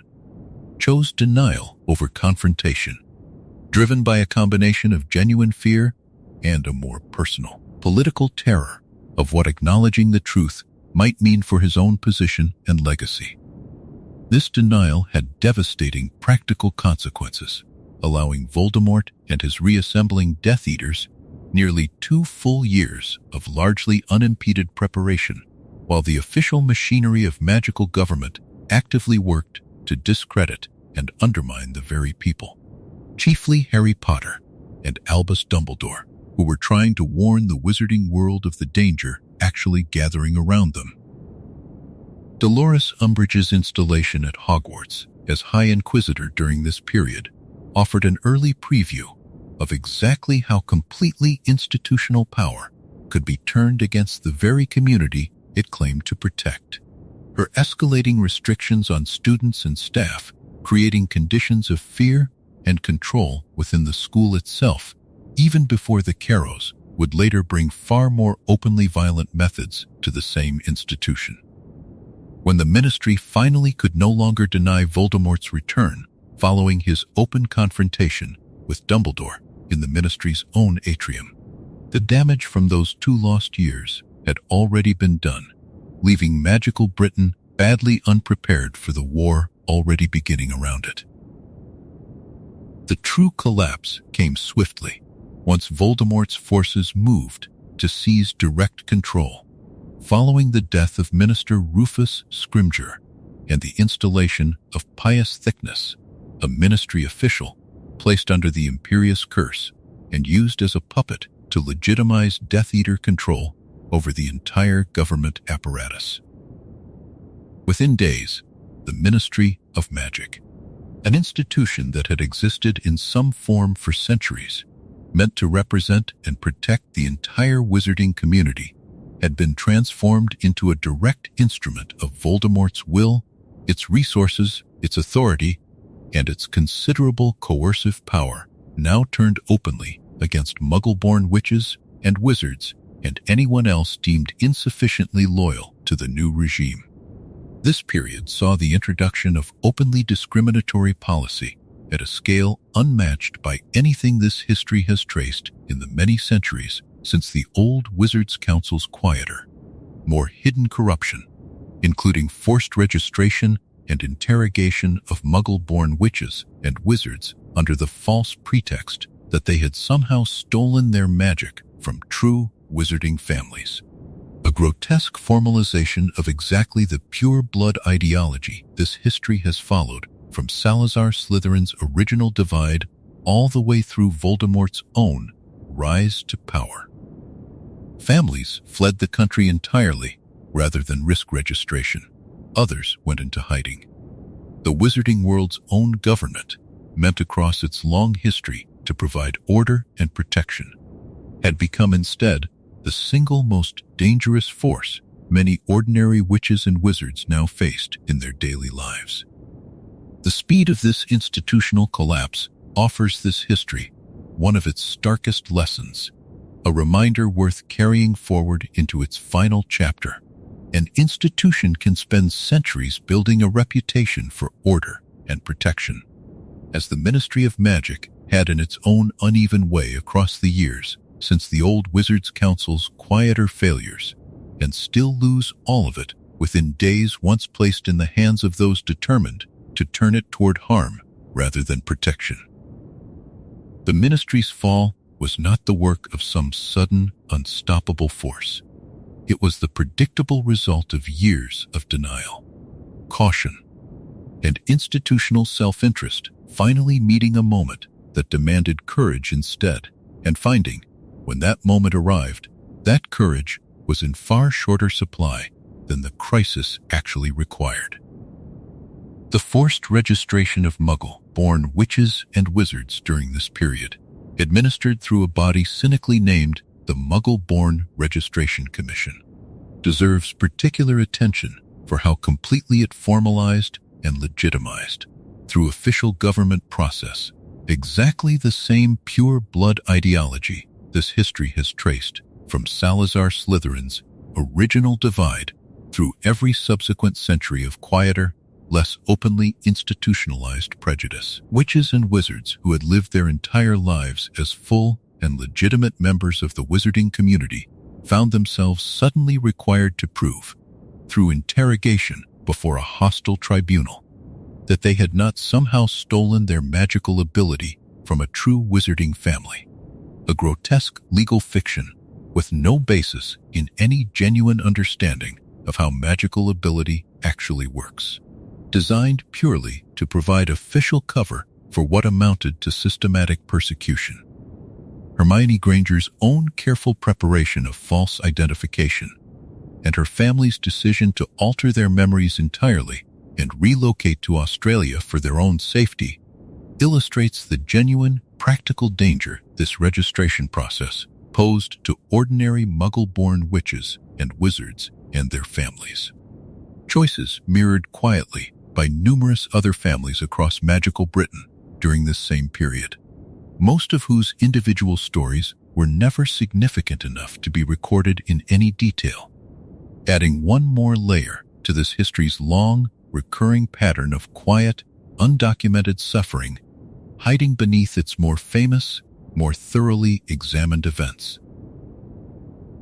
Kingsley Shacklebolt's quiet, dangerous work within the compromised ministry during this period, maintaining his cover as a loyal official while secretly assisting the resistance, illustrates that even within an institution as thoroughly corrupted as the ministry had become, genuine courage and quiet resistance from individuals still willing to risk everything had not entirely disappeared.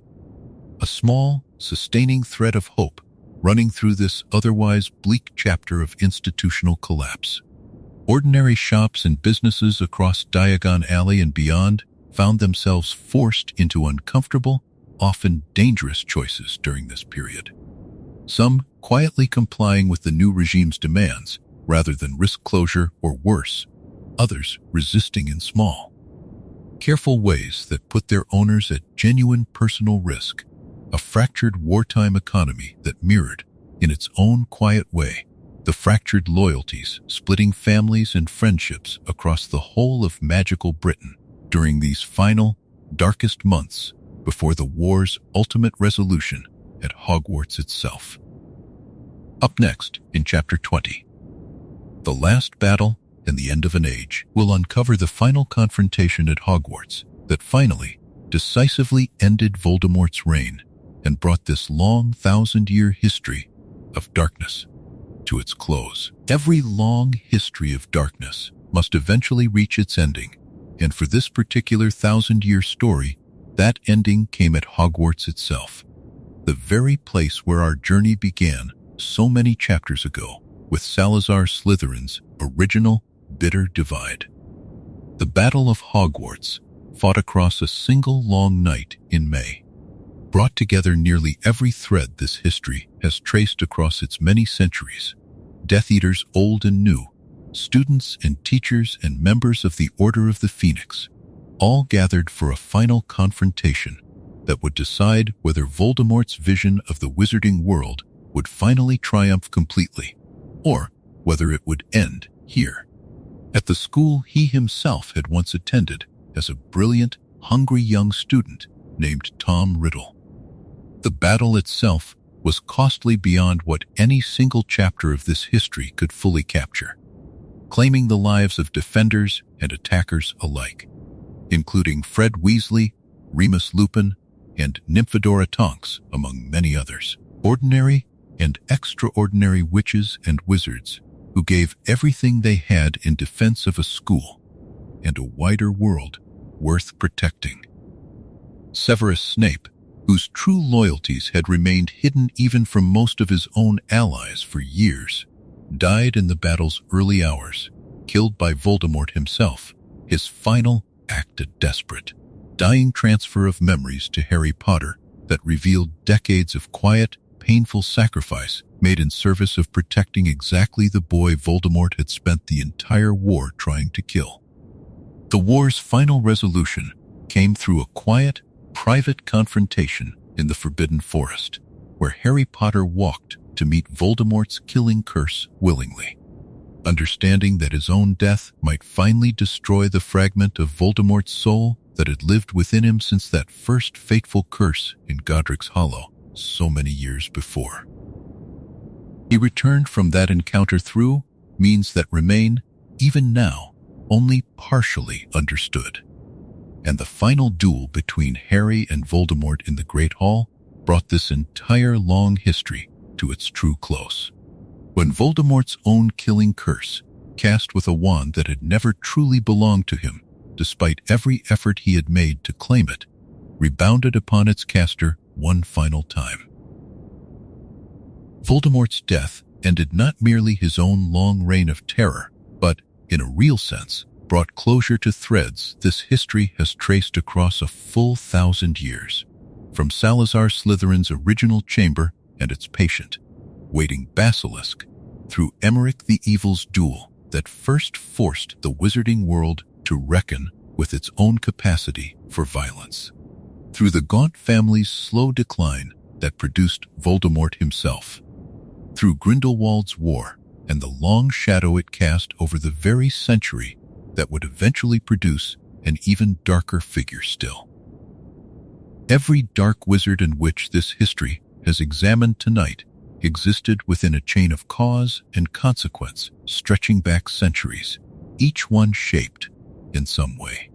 by the darkness that came before them, each one leaving behind lessons, laws, and warnings that the witches and wizards who followed would inherit, whether they fully understood that inheritance or not.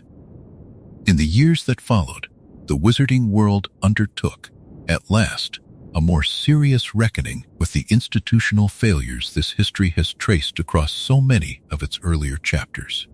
Reforming the Ministry of Magic's own compromised leadership, extending greater protection and representation to Muggle-born witches and wizards,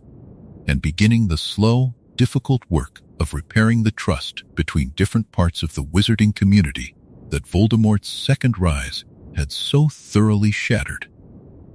This reckoning arrived incomplete, as such reckonings so often do throughout this long history. But it arrived nonetheless, driven forward by a generation of survivors determined that the specific failures which had allowed Voldemort's rise, the denial, the institutional caution,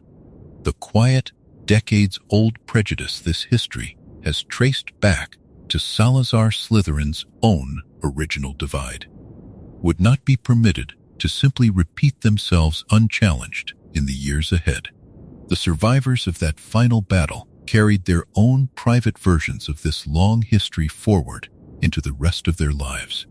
each of them holding some particular fragment of the 1,000 years this account has traced. A grandmother who remembered stories of the old witch trials passed down from her own grandmother, a father who had lost someone to the First War and now watched his own children walk out to fight in the Second, a teacher who had spent decades quietly documenting the school's own long, complicated relationship with the darkness that kept finding its way back through its doors, despite every precaution taken against it. History of this scale is never truly experienced as a single, unified narrative by the people living through it. It arrives instead as thousands of separate, overlapping private stories, each person carrying only the portion they personally witnessed. And it falls to accounts like this one, gathered patiently across many long nights to weave those separate threads back together into something resembling a single coherent shape. There is real value, even now, in resisting the temptation to tell this story as though it moved in a single, clean line from Salazar Slytherin's original divide straight through to Voldemort's final defeat, each chapter building neatly on the last toward an inevitable conclusion.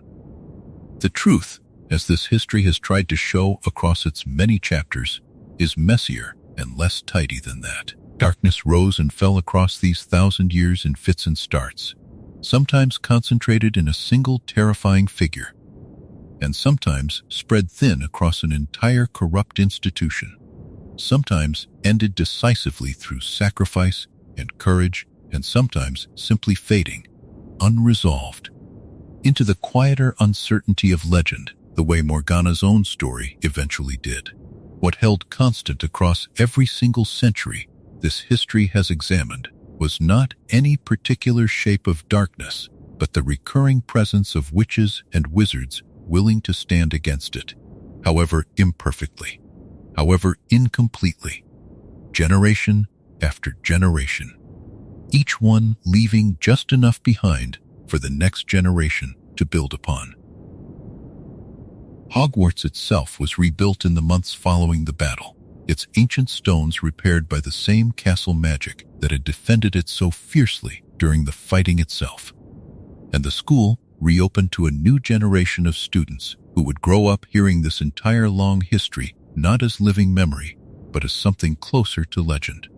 The way earlier generations had once heard the stories of Emeric the Evil or the legendary Morgana. This transformation of lived tragedy into remembered history is, in its own way, the truest ending any such story can have, not a final, perfect resolution of every darkness this history has traced, but the slow, patient work of a community choosing, generation after generation, to remember carefully enough that the worst of what came before might finally, genuinely, become harder to repeat. Consider, in closing, just how many separate threads this single night at Hogwarts finally drew together. The ambition Salazar Slytherin first planted 1,000 years earlier.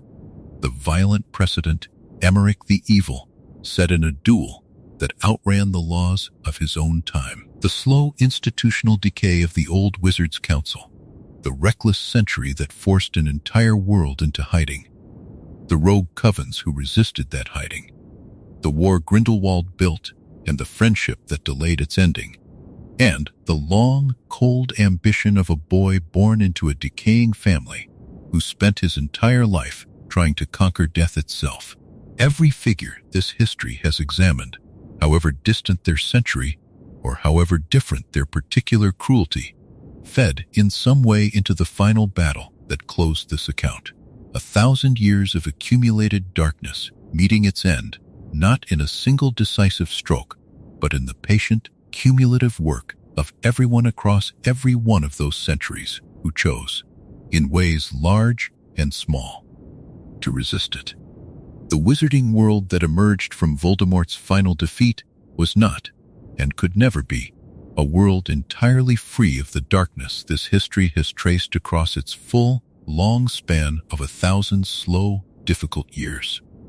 Prejudice, ambition, and cruelty do not simply vanish because one particularly devastating chapter of their long, tangled history has finally, at long last, closed. But the defeat of Voldemort, achieved not through matching his cruelty, but through sacrifice, loyalty, and love freely given rather than demanded through fear,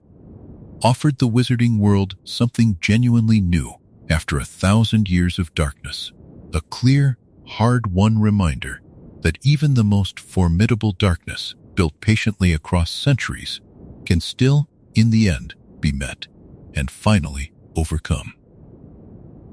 Nothing in this account should be mistaken for a final word on any of the figures it has examined, since new records continue to surface even now, in old family papers and forgotten ministry archives, each one capable of reshaping some small corner of the story this history has told tonight.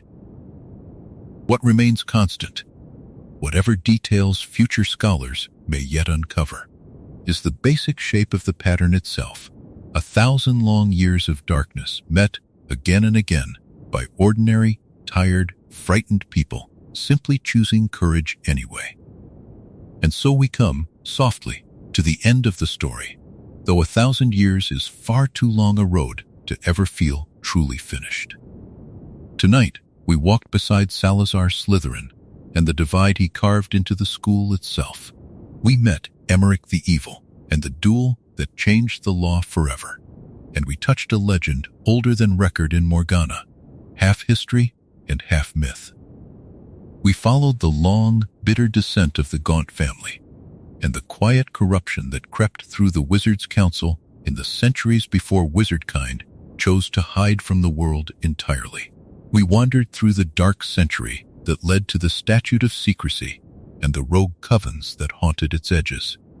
We watched Gellert Grindelwald rise and fall, and the long war fought in the name of a greater good that was never truly good at all. We followed Tom Riddle as he became something the world had never quite seen before, and the first Death Eaters who knelt to follow him. We remembered the reign of the First War, and the devotion of Bellatrix Lestrange, and the cruelty Fenrir Greyback chose freely for himself. We named Antonin Dolohov among the quiet killers, and the Carrows who corrupted a school built for better things. We saw the mask Barty Crouch Jr. wore for so long, and the second rise that broke the ministry from within, and at the very end, the last battle that finally closed this long, dark age. There is nothing left now that you must carry. Let each of these old, heavy names sink away from you, down through still dark water, growing fainter and fainter until only calm remains. You are safe. You are whole. None of this can touch you, and nothing here asks anything of you. Let your breathing slow, and let the last of the day dissolve like mist over a quiet lake. Good night. If this long history carried you toward rest, stay with us, and let a gentle subscribe keep them coming. There are many more long, slow tales waiting for the nights ahead.